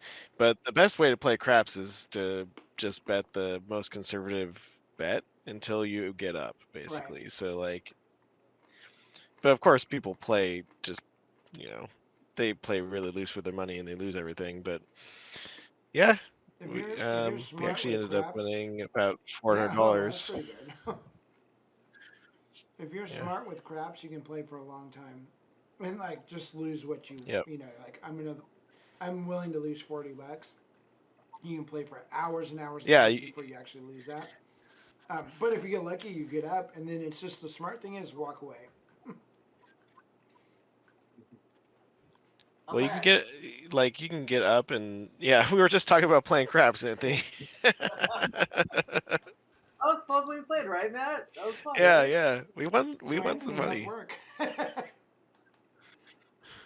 You're like I could hear it in your text earlier. You're like, oh my god, I just got called into work tonight.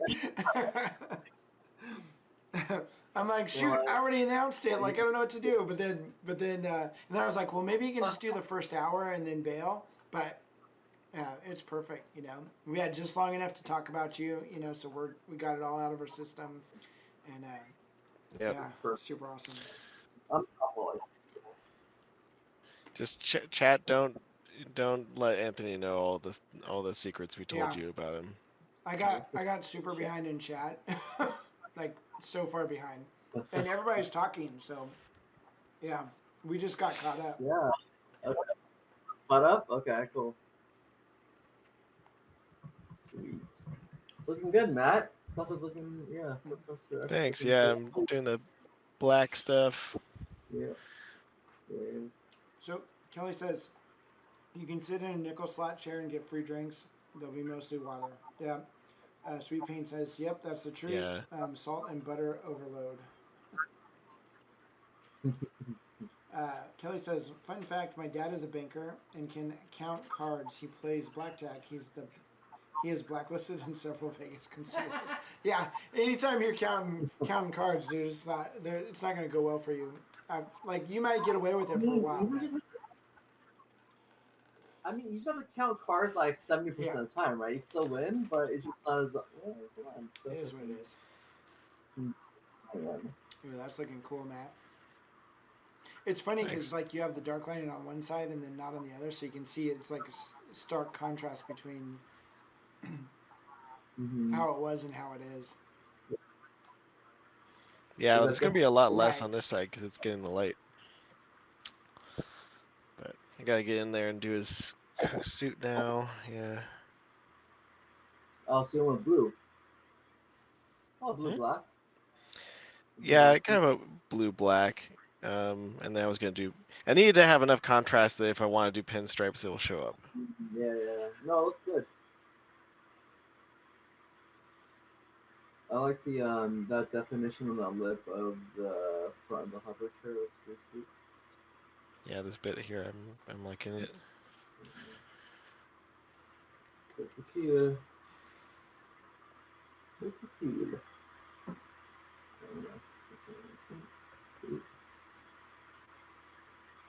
So I have to figure out how to attach Deadpool to the rocket. I'm surprised you haven't put your holder into your yellow blob of paint there, Matt. Like, I keep watching your holder go over the blob, and I'm like, is it going to be wiped away when he gets back? Oh man, I drop that can models happen. in my web palette all the time. Go everywhere. It's so annoying. That's the worst. Yeah, that's the worst. You know what I usually do is I just drop them straight into my water cup if it happens. Wait, have you dropped it into your palette before?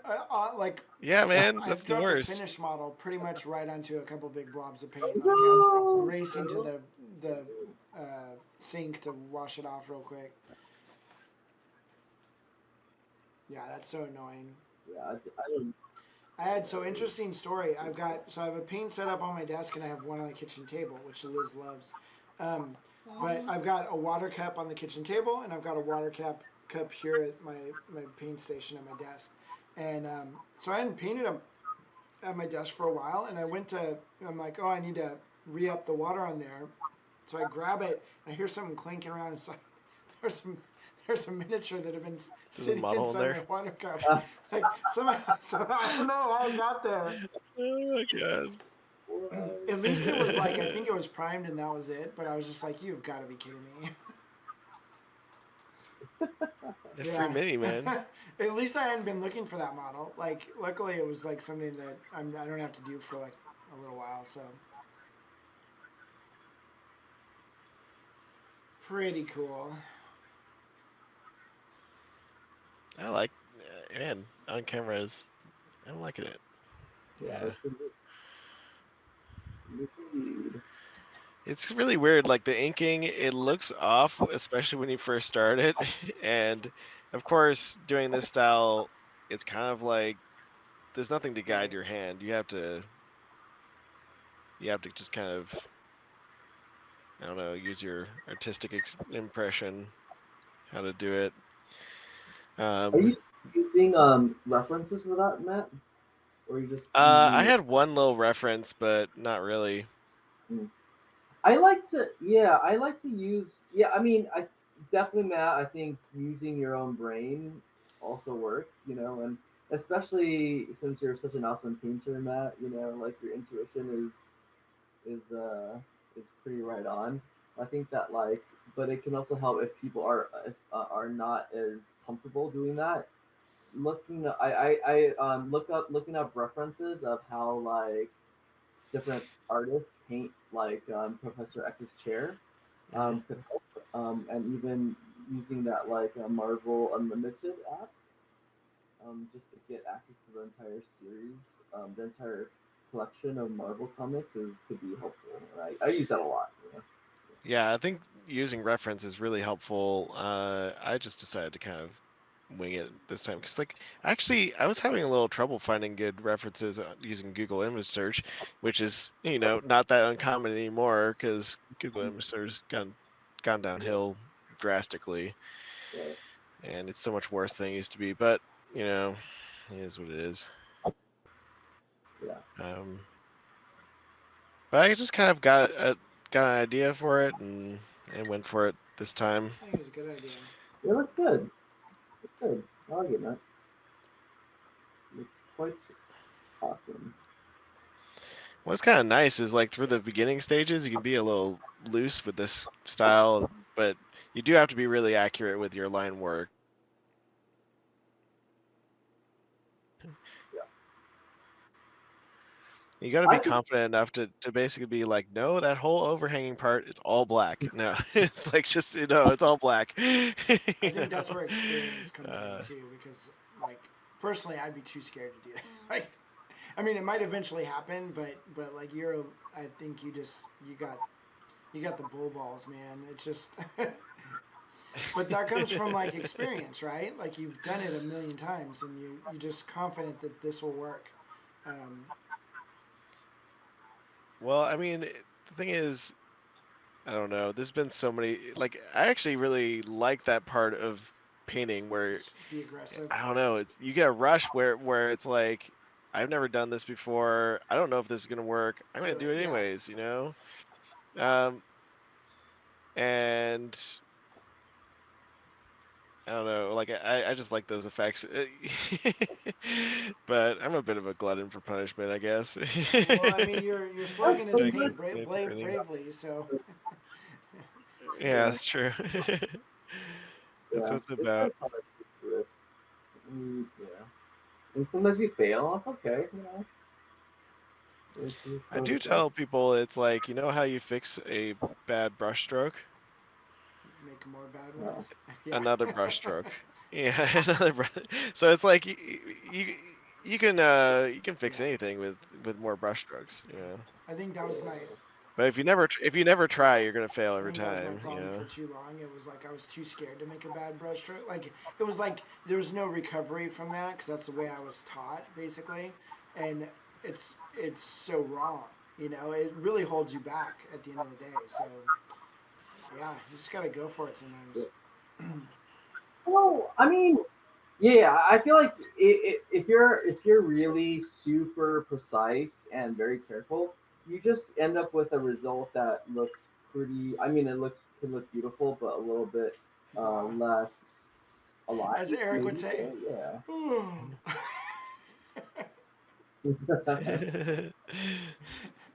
It's just different. I'm like, that was the most polite way to tell someone their model was boring. But it's true, yeah. I mean, sometimes just a perfectly painted model is just like, and we've all seen them, you know. Um,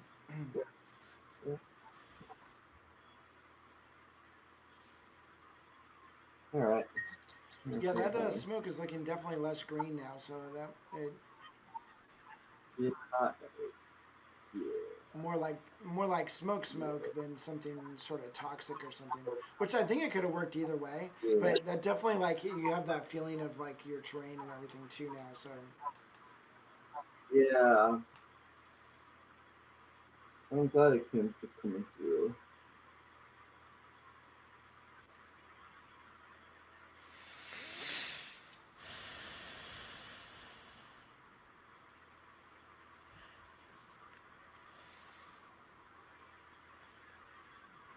I think we can do like 16 more minutes of this. I think that gives Matt enough time to make his. Yeah, he's I'm almost almost done. done. So and then we'll switch over to our community spotlight because we've got some cool models ready to go. Ooh, first time chatter Club Bits Pro. Qubits. Yeah, I can't spell, nor can I talk, He's nor really can bad I. at words. Yeah, dude, it's getting up there in time and age for me.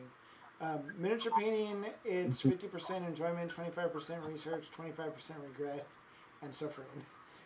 sometimes for me it's like 95% regret and suffering, but it all works out. Kelly says she likes looking up crazy things like iridescent fabric, fish, mushrooms, etc. for basic color translation ideas. Yeah. Sometimes, yeah, I wonder what if they ever like, CSI came and looked at our feeds for what we've been looking up on the internet, like what they would think, because some of it's pretty weird. Cubitch Pro says expending hours and hours on a model to then realize the next day that you have a raised dot that probably was caused by painting with a dry tip. It's a rite of passage in this hobby. Yeah, that's what like surgical scalpels are for. I got a fix for that. Yeah. I mean, yeah, surgical scalpel is good. Also, you can get these sanding sticks that are like 5,000 And just 5,000 lightly. grit. Yeah, yep.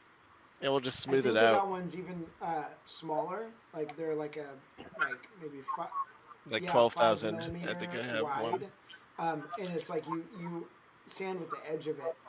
So if it's in like a hard But spot, it's the grit. The yeah, grit the is important like part, basically yeah, for polishing. So it's like 12,000 or something. It's what gives you a mirror finish. So I got this stuff for my sculpting right, tools, right? But it's really good for just polishing down all that grit and stuff like that that might be in your right. paint because it won't actually mess up your paint. It'll It just just gets sort rid of of make the paint. nice Yeah, finish. yeah. He says that's a nice tip, man, because shit happens. Yes, it does. Yeah, it does. Yeah, that is true. Well, like every bad thing that's happened to you, I'm sure it's happened to Yeah. us as well. Like we've been in this game for so long, everything Like I bad has remember, happened, man. it was before I'd won any Golden Demons, and it was actually the year I finally won 3 of them, and I was finishing up some paint jobs. I was doing Killaborn, and I was painting his cape, and I needed to put the freehand on it. So I was painting the cape out, and the next morning I woke up to like I took the week off work. That's how crazy I was. I spent all my off time painting models for Golden Demons. So I spent the week before painting that model, and up until then, I thought that a wet palette was wax paper on top of a paper towel. Because there's nobody Oh my to god. tell you, it just looked like white paper, and I'm like, it's got to be wax paper because the wax won't let the water through. And so, little did I know that when you paint on wax paper, it works, but eventually the wax comes off into your paint. And it was kind of a hot summer day, and wax got in my paint and then went on the model. And the next morning when I woke up, there was little chunks of wax embedded in the paint all over his cape. I No. don't know how I didn't see it the day before, but I was like cracked out just trying to get stuff done, and so I thought it was over, but I was able to scrape that paint off, scrape all the wax off, and then I repainted it, and I ended up getting a golden demon with it. So I guess I did a good enough job, but oh my gosh, that was horrible, just horrible. I didn't. Yeah, I didn't realize that would happen. Yeah. So. Oh, Cubits Pro, do you just use the tip of the scalpel? So yeah, like a lot of times I'll just scrape with the scalpel because it's really sharp, so it doesn't like dig in weird spots. And I use the rounded scalpel, so you can just kind of, again, if it's something that really needs to be sanded, I would do the sanding thing. Or if you have a really really fine file or something, but you got to be really careful. I think the sandpaper, like Matt said, is the best choice. Might just take a little bit longer to smooth it out, but who cares? Like you can fix it. But the scalpel I do a lot of times because there'll be like a little nugget that came off in the priming or something, and you're just like, how'd that get there? You know, and I'll be able to get it off because the scalpel's so sharp it kind of shears it off perfectly. So Yeah, and the scalpel blade is, and maybe not the round one, but the really uh, thin one. I think it's a 23. It will it has a bit of flex in it, so you can kind of flex it, yeah, lay and then flat it on the kind of mid model, and you yeah, can slice it. Yeah, yep. yeah. And if you need to, you can do self surgery. So you know, like need need that goiter removed, you got the tools to do it. I don't recommend it at all. Hey, you joke. It's true. Yeah, let's make sure everyone knows that. Don't do that. That is a really bad idea. Yeah, But technically, if the apocalypse happened, it was zombie apocalypse or something, you would have tools to possibly to do health self self surgery. Yeah, heal yourself. Maybe I think it would go badly any way you look at it. I don't But he know. says this is the I type got of hands. content we all need. I got hands like a surgeon, man. What was the grit you suggested? I got the That's hands right. of a surgeon. They're beautiful. I just got paint all over them, so maybe not perfect. Um, let's see here. Oh, what was the grit of the sandpaper you said? Did you say 500, 900? At At least least 5,000. 5,000. Yeah. Okay. Yeah, but I think they make one that's even Yeah. smoother than That's like that. when you're sanding Like your resin pour or something and trying to get it perfect. it doesn't feel gritty. It just Yeah. feels smooth, but it actually really works. It's what you use to get your sculpting tools like really Right. polished.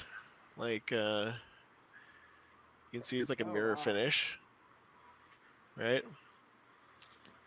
This one's actually, it needs to be repolished, but That's yeah. still much shinier than This mine. is just a it's an Yeah. exacto It's blade that is been polished down into a sculpting tool, which is like perfect. this is Yeah. that's the way to go. Yeah. So It's when a you're really using nice that one. high of Yeah. grit of sandpaper, do you do it wet or is it or No, no. I mean, on the especially model for that would be a mess? what we're talking Yeah. about. Never mind. Um, but because you know on cars and stuff when they're really like Yeah. glossing them out, they'll wet sand them. And granted, it's a much larger Yeah. area and they can probably wash it off afterwards. But I Uh, I have tried to wet sand it like that, but what happens sometimes is that the paint can yeah. come off because it gets Oh wet. yeah. Okay. yeah, paint actually gets Yeah, softened it up a little does. bit when it gets wet. Um, and in fact, like I don't know if you've ever had this thing where, um, if your model sits for a while and you haven't been painting it, and then you It try to won't paint accept it the and paint. it won't accept the paint. All you have to do is get that model wet. Like you just get it wet and then let the water dry off of it, and then then it will accept the paint. Yeah. Yeah, I found that out while painting So 2,000 little zombies. little trick there for you guys. I just keep slathering paint on until it And that's until like it sticks. getting it Well, wet. that's true, but that's because like your paint is getting it wet. Like Yeah, that's that's actually true. that's actually what made me think of it. But I tried Yeah, it and because it you'd be worked. like trying to put the paint on and it's beating up, beating up. Like that will happen on washes. And we used to do that for armies and stuff. Like by the time you got to the wash, the paint was so old on it, it would seal itself off, and then the wash would just beat up on top, and it would look horrible. So what we do is we just put everything under the faucet, let it sit there, and then once it was kind of dry, we'd put the wash on, and then it worked fine. So it's like it opens the Yep. pores again or something. I don't know.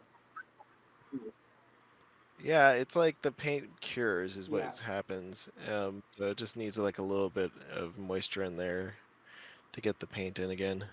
It's good that the paint does that. I mean, like, because paint is a lot more durable yeah, once it's yeah. cured as well. Cubits Pro is like, I literally give the Mini a shower if I haven't worked on it for a while. Yeah, it's dude. Yeah, it takes off dust if there's some dust on it, which I mean, like I hate to say it, but there's models in my office that are like a year or two old that have just been like they got kind of base coated, and then I just had to do other stuff. So yeah, it's a thing, man. You get dust on them, and I can't tell you how many of my students I'll get pictures and there's dust and cat hairs all over the models, and maybe you don't see it as well in real life, but in the photos, it's huge, and that's gonna mess up your paint job in the end. So you gotta get all that stuff off. Faux show.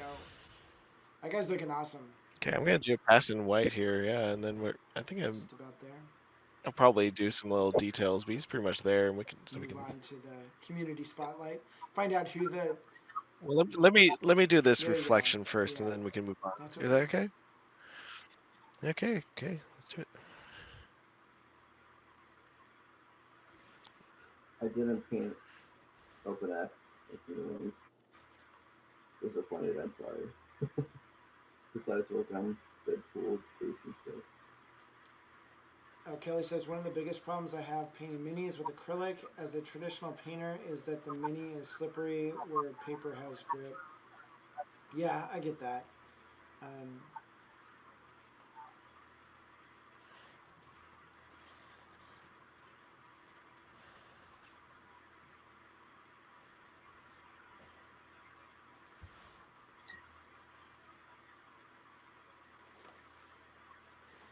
Matt's blinging out his ride. Yeah, it needs that extra Yeah, you're going bling. straight titanium on this, right? Like the brightest, Yeah, brightest white. Yeah, the whitest white they ever whited. That's why I always call it.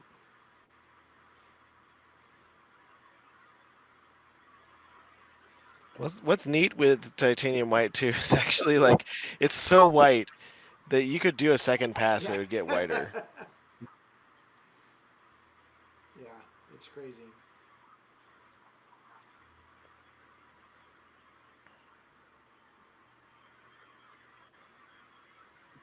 I mean, even like little things like the little edge highlight on the upper armrest and stuff. They were. I mean, they look cool, but they're a little bit bland, and then all of a sudden it's like totally shiny, like boom. But you have to be confident enough to go. No, it's gonna be straight white. I'm not gonna try to work my way up there. I'm not gonna, like take You gotta have small that steps to jump, get otherwise there. it's not gonna look shiny. It'll always look kind of Yeah. dull. Yeah.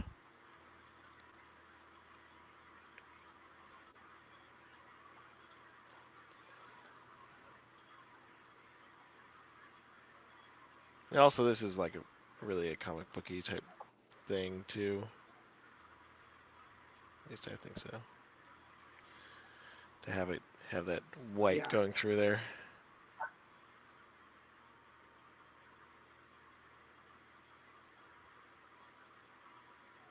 I think it's really interesting how you can take different approaches to painting and still achieve unique looks. So I think Matt, like you color first and then you add your inking, right? Whereas I do opposite. I think it's kind of cool. Yeah, I thought that was cool. It's and they come out both looking very comic booky. Yeah. And yeah, I think that's really neat. I think sometimes it's just how it works out in your head, maybe. Like you're trying to envision what you want it to look like in the end, and sometimes you have to do it a certain way to get that vision, I guess. Yeah, and I think the results look different. Like it's a different style, and I think when you look at a series of comics, like even the same series, like they'll have different artists paint. Sketch or ink or pencil. Different issues, and it's really cool how that is. Everyone has their own style, and it looks cool. Yeah, I think they like miniature art is a bit like that too, because you'll see different versions of the same model, and it's kind of like, wow, you can really see the hand of the artist in that way. Mm-hmm. or like how they define the volumes and stuff. Like you're like, wow, that guy's face looks much whiter or thinner than the other one that's the exact same sculpt. You know, it's just so crazy how color will Yeah. do that. Color and lights and shadows and all that stuff. Um,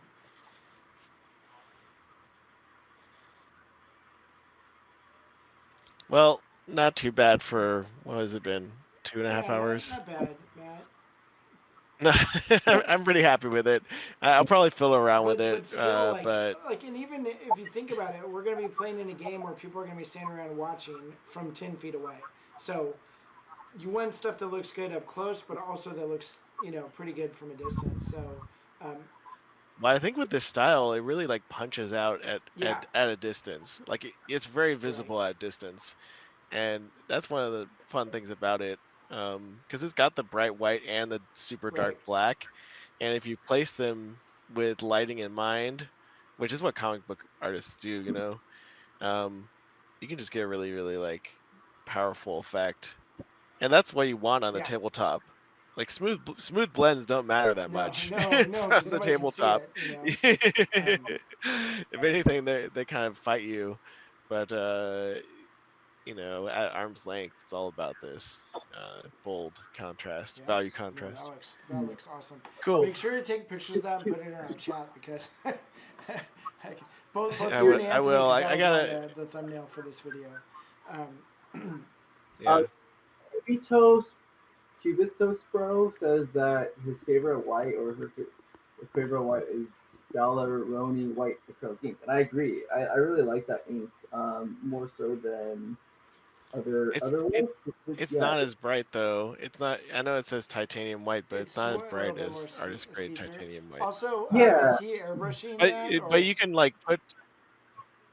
It doesn't matter. Even if you get it like at full, like completely opaque, you do enough layers, you could take titanium it's white just from the tube and put it on top, and it would look like yeah, two-stage brighter.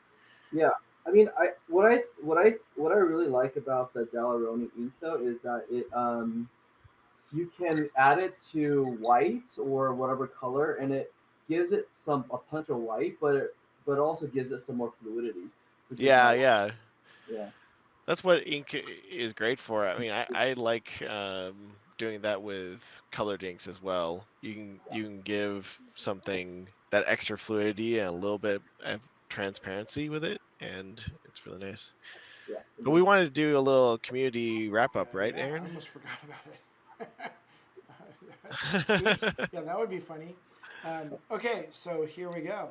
Let's switch to the community spotlight. Hey, look, we're all there. So we can't make faces at the people or anything. Um, this is all legit. Oh my god. So last time I put the names on everything, but I was running way behind this time. The name is up here in the name of the thing. So Ash Lee, which I don't know if this is Ashley or it's actually Ash Lay. Um, Thor. This is the new Thor too. I like that model. Oh, I like that So model a lot. It's got like a lot of yeah, motion yeah. to it. Every time I see it, I think that the hammer's broke, but I think the hammer's flying into his hand. Maybe I don't know. Yeah, I think he's spinning it. Oh yeah, yeah. Like he's It's like grabbing a the. nunchuck hammer or something. Anyways, totally love the color scheme. I love the car too. He's got some cool terrain there, or she. Um, all right. Oh, same person. Freaking awesome. Yeah, the I love whole these gang game there. pictures. So good, so good. Really love all the colors and stuff. Talking about bright colors for the tabletop and everything. Like this would show up great. Very, Yeah. very cool. There we go. I Extra like Yeah, frosty. yeah. There's like snow all over this guy. This is why I picked this one. There was a couple of Icemen, and I was just like, this is the craziest one that I've seen. So, yeah, he makes me cold. Very cool. This is Ben Newcomb. Great job. Here's your boy Ben Whitman. This looks odd. Yeah, I saw this one. It's got that nice lighting effect and it's very dramatic. I Anthony, this like is it. one of your painting buddies in Chicago, right? Or some, Yeah. Mhm. Yeah, I really like it. I mean, he based this Archangel on some art where um, there was a fire going on, and it really lit up the wings in this fashion. I think it was really dramatic with the orange going to the blue, so there's a lot of contrast going on and nice definition. Yeah, So, super yeah, cool.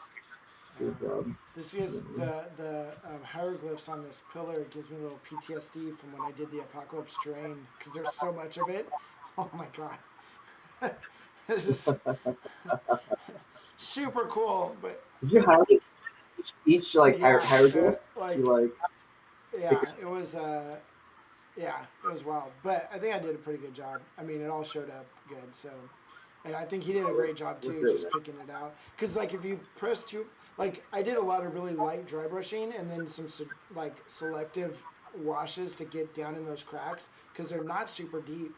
So if you're trying to hand paint everything, you end up with the highlights down in the cracks. It just kills it. So you got to be really careful. I think you did a great job on that. But definitely, I love the lighting effects and stuff on the wings and everything. So great job, Ben. Oh, here's a just doing some initial steps on Apocalypse. Mm-hmm. This is one of the first ones I've seen that they actually used one of the guns, one of the gun hands. In fact, I don't think I painted this arm. I think when I did the box art, there was only the other arm that comes in the set. So I think that was an extra one they added later. Oh, Chantel. Castaneer. This one's cool. I like the water effect. I don't know if that comes with the model, but that's super cool. What figure is that? Do you know what that is? Who she is? I don't know what character this is. I don't think I've seen this one. It's pretty rad, man. I'm pretty sure this base is completely like new. I don't think the model comes this way. Yeah. I don't think these. I like the composition here, where the water crosses the leg. And it's almost like maybe she's doing her arm thing, and the water's gonna fly out at the person or something. Although she's also got fire on her hand, so just shoot you either way. Ben says inhuman. Very cool. I like this one just because of all the colors. This is Chloe Lydia. We did a bunch of her pictures last time too. She's super good. Yeah, is this supposed to be like, I guess, a Bifrost? Is that like? Yeah, I think so. I was going to say. This is all sculpted down here.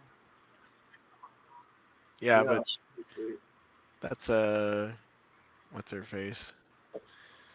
Thor's sister that causes Ragnarok. Yeah. She gets in a lot of trouble, but she looks cool. Colin Pritchard. This is a cool little unit. That's Dracula, right? Frankenstein, Dracula and Wolfman. Oh, they get different bases than the normal ones. That's pretty cool. Looks like mini, like wolf and stuff. Here's that Dallas Kemp guy. You know, if he works hard enough, I think he could get a job in the industry. Yeah, I think he could. You know, he should contact them. Maybe he should contact himself. Put in an application. I think he did this on stream too. This is pretty amazing for probably how fast he painted it. Very cool. Yeah, I mean, it looks like it's at night. You know, it's pretty super cool. rad. This one I totally liked. Shrek. He's throwing a donkey. I'm guessing that was the Hulk that he re-sculpted or something. I don't know. Like, that's what it looks like. Yeah. So good. I just saw the donkey and he's so stiff too. I'm like, that is so the donkey. I like this one. Dean Vincent. Great job, Dean. Here's another version of that from Derek Haddock. Very cool. Yeah. I like his clock radio. That brings me back right there. That was like, this radio is so stinking old. Like, holy cow. It's a and classic I love like right these there. huge, like you can tell this guy's a big fan. Like he's got, this is, what's his face from the Cool Mini or Not Kickstarter. And then he's got a huge model over here. Very cool. I think that tentacle monster is from the Guardians of the Galaxy. This Dim guy, this is fantastic. I mean, that's a full water base like right there, which is really cool. And he's got little. Well, I think the crabs and stuff are actually on the sculpt, but the see-through water, it wasn't see-through when I painted it, so I don't know if he recast it and whatever, but that's pretty cool. And then the paint job's pretty good. I like it. It's more than pretty good. It's freaking awesome. The swim trunks, very good job. And when you do the water ripple like light refraction on the ground. Oh yeah, he did do that. Yep. That's super rad. Great job. This guy I just love. I don't know why I saw this one and I was like, this guy's super cool. I think it's the lumberjack outfit, maybe. Is it a Canadian tuxedo? Yeah, I think that's what it is. James pronoun. No, Canadian tuxedo is a jean jacket with jeans. Leave it to Matt to know what a Canadian tuxedo is. But that's what it is. This is super cool. It's jeans with a jean like jacket as well. When I did the box art for this one, it was so funny because it's like, oh, we're sending you Sabretooth and Wolverine. And I'm like, oh my gosh, I get to paint Wolverine, you know, the yellow jumpsuit and everything. This freaking cowboy shows up. Like, what am I supposed to do with this? Because I had never seen it that way. But then the more I thought about it, I'm like, I actually like this one. This one's pretty cool. So anyways, it was just funny though, you know, being a guy who knows nothing about comic stuff. I was taken aback a little bit. And then everyone who saw it later was like, oh, this is my favorite version of Wolverine. I'm like, I didn't know that one existed, but I'm glad I got to paint it. This Dracula is cool. I love the undead skin. I think that's pretty rad. Mm-hmm. I like all the... Does it come with those bats? Does it come with I think so, yeah. In the model? That's pretty cool. I like that. Definitely works. Jason Birdwell. Yeah. Great job on that. This one I like. This one kind of looks like almost iridescent or something. I don't know if it actually is. Yeah, it really does. Looks like even that that pearlescent right. thing. Jim Bain, great job on this. This is obviously a work in progress. He hasn't even started the base, but very cool. Here's another Dracula. Dracula is the big, must have been like the hot model in the last couple months. Oh, interesting. So you can put the bats in different places. Yeah, I think they're separate. There was somebody who put a bat like on a magnetic stand, which was kind of cool. But I like the glowing power sword. I'm still in my 40K mind. Here you go, Anthony. This is what you should have done for a base idea. John Snodgrass, great idea. This is so awesome. I think the pose is just perfect for the unicorn. I don't know. Very cool. Cale Baker. It's a good little squad. Yep. Man, I really like how the bases are pretty uniform, and then like it all ties everything together. You know, it just looks really nice. Yeah, some clean painting there too. Yeah, it's nice. And the Hulk just pops out from everybody else. Very, very. Oh, I want to paint a Venom. That's one model that I'd really like to do. Yeah, that model's tight. I like Asian This one's Venom super too. cool. Pretty cool. Anthony, how come you didn't You do know these what? cool little magic things off the legs? Because I can't figure out how to put it together. Oh, does that actually come with Like, the it took me model? an hour. Oh, really? Yeah, that's how they're supposed to be. Yeah, it comes up. It's like two separate arcs, and if they go together, then they attach to Jean Grey's like leg, right? So I couldn't figure out how to do it. So every time I paint her, I just fill in the holes in her legs with some like magic. I just like pin her to the base. That's like, awesome. I can't. And you know, Verco's Vault has probably the best painted version of this model in their collection now, which just happens to be yours, Anthony. No, you kick butt on that thing. All right, so this guy's super cool. I love this. The power thing. Oh no, did we lose Anthony? Oh no, he's back. For a second. Back. Matthew Lyons. So very comic book style. Definitely on the base is definitely comic book. Mm-hmm. I like it. Very cool. That one's Yeah, legit. I like that a Yeah, lot. like the hard light. So is this sculpted onto the chest, or is everybody freehanding that? I think so. No, it's sculpted on This there. is so cool. I love it. Ah, Michael William Davey. That's a cool little squad. I love the teal guy up front.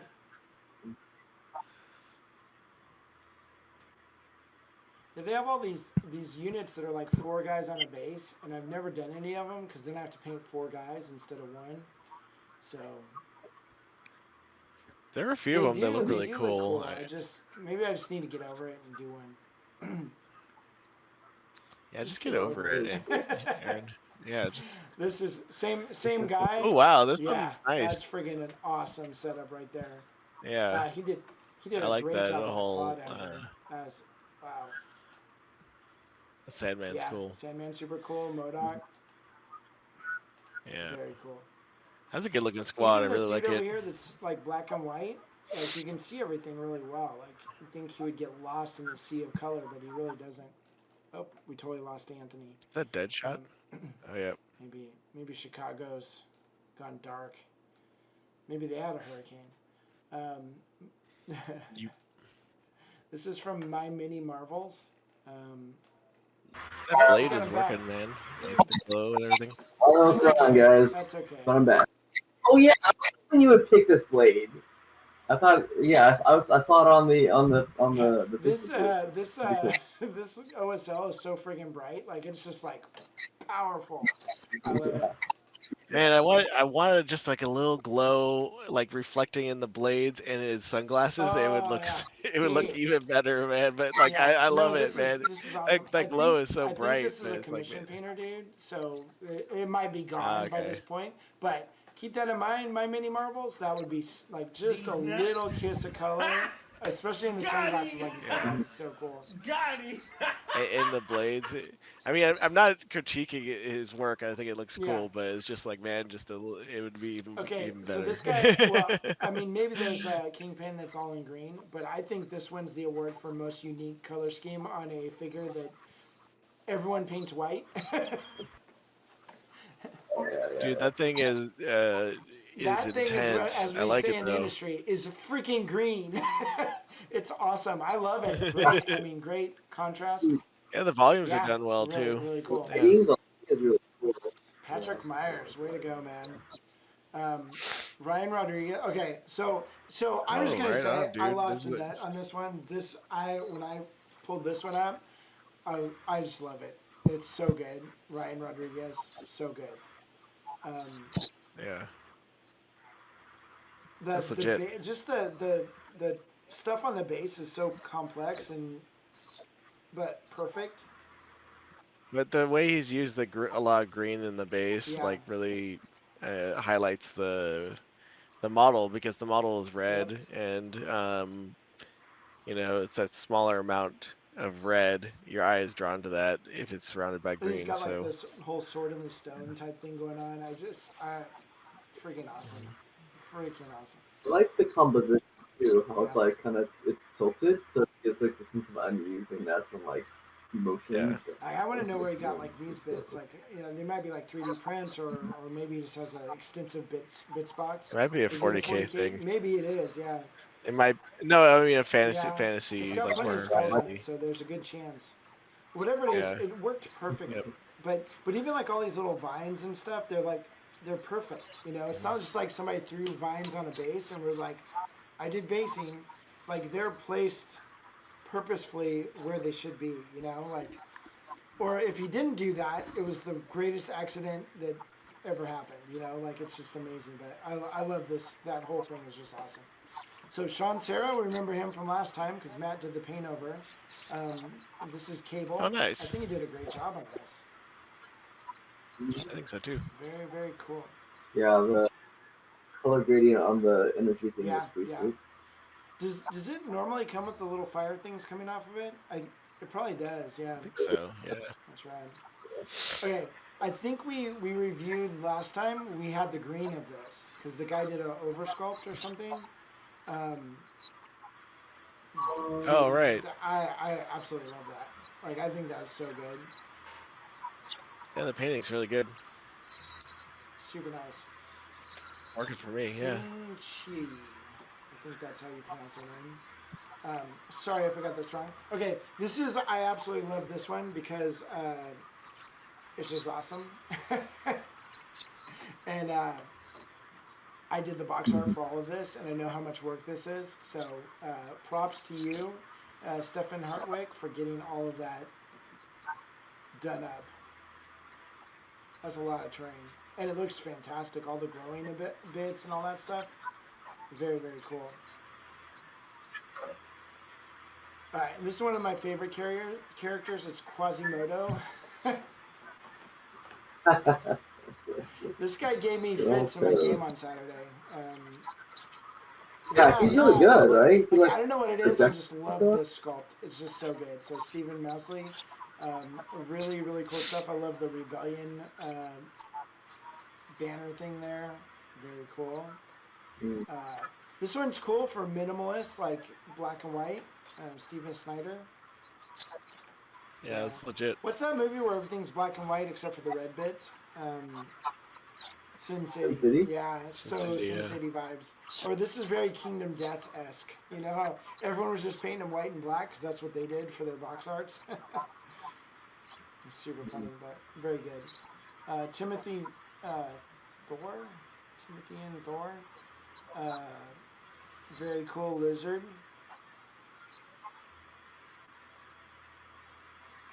Oh, this one's nice. Tran Fabrice. This guy's been around for a long time. I recognize that name. Little details, whatever.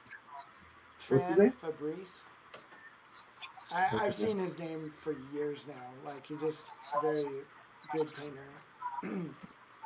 This one came out great. I love the, like, sort of greenish lights on the base. I like how, like, the color shift on the base looks really cool. And then there's just a random car door stuck to this post. Yeah. That's pretty cool. Nice job, man. Let's see here. There you go. Wave Colors Painting Studio. This is another paint studio. I think that came out pretty good. I have this figure. Yeah, that one looks good too. And then we've got another one of these guys, Zach Cohen. This is what he looks like in full color. Very good. Cool. Yeah, I like it. Effects. And that is it. So great job, everyone. Yeah. I think that was some successful miniatures. It's always cool to put people on blast and give them some shout outs. So keep, for those of you posting in the Marvel Crisis Protocol Facebook page or on Instagram or whatever, keep doing it because you guys are posting fantastic work and we love seeing it. So yeah, we'll definitely keep not really reviewing models, just like celebrating them really. So yeah, very cool stuff. All right, well, I think it's about that time. We can wrap things up. Thank you guys for painting some cool minis. Send me pictures of those too, if you guys could, at least in our little chat or whatever. And so I can get the thumbnails and stuff made up, and so when I post this video next week. But remember, if you're watching the videos, the last video posted today, the 3B video, which is a bonus video, we'll post on Friday. So we should be all up to date by next Wednesday. So good to go.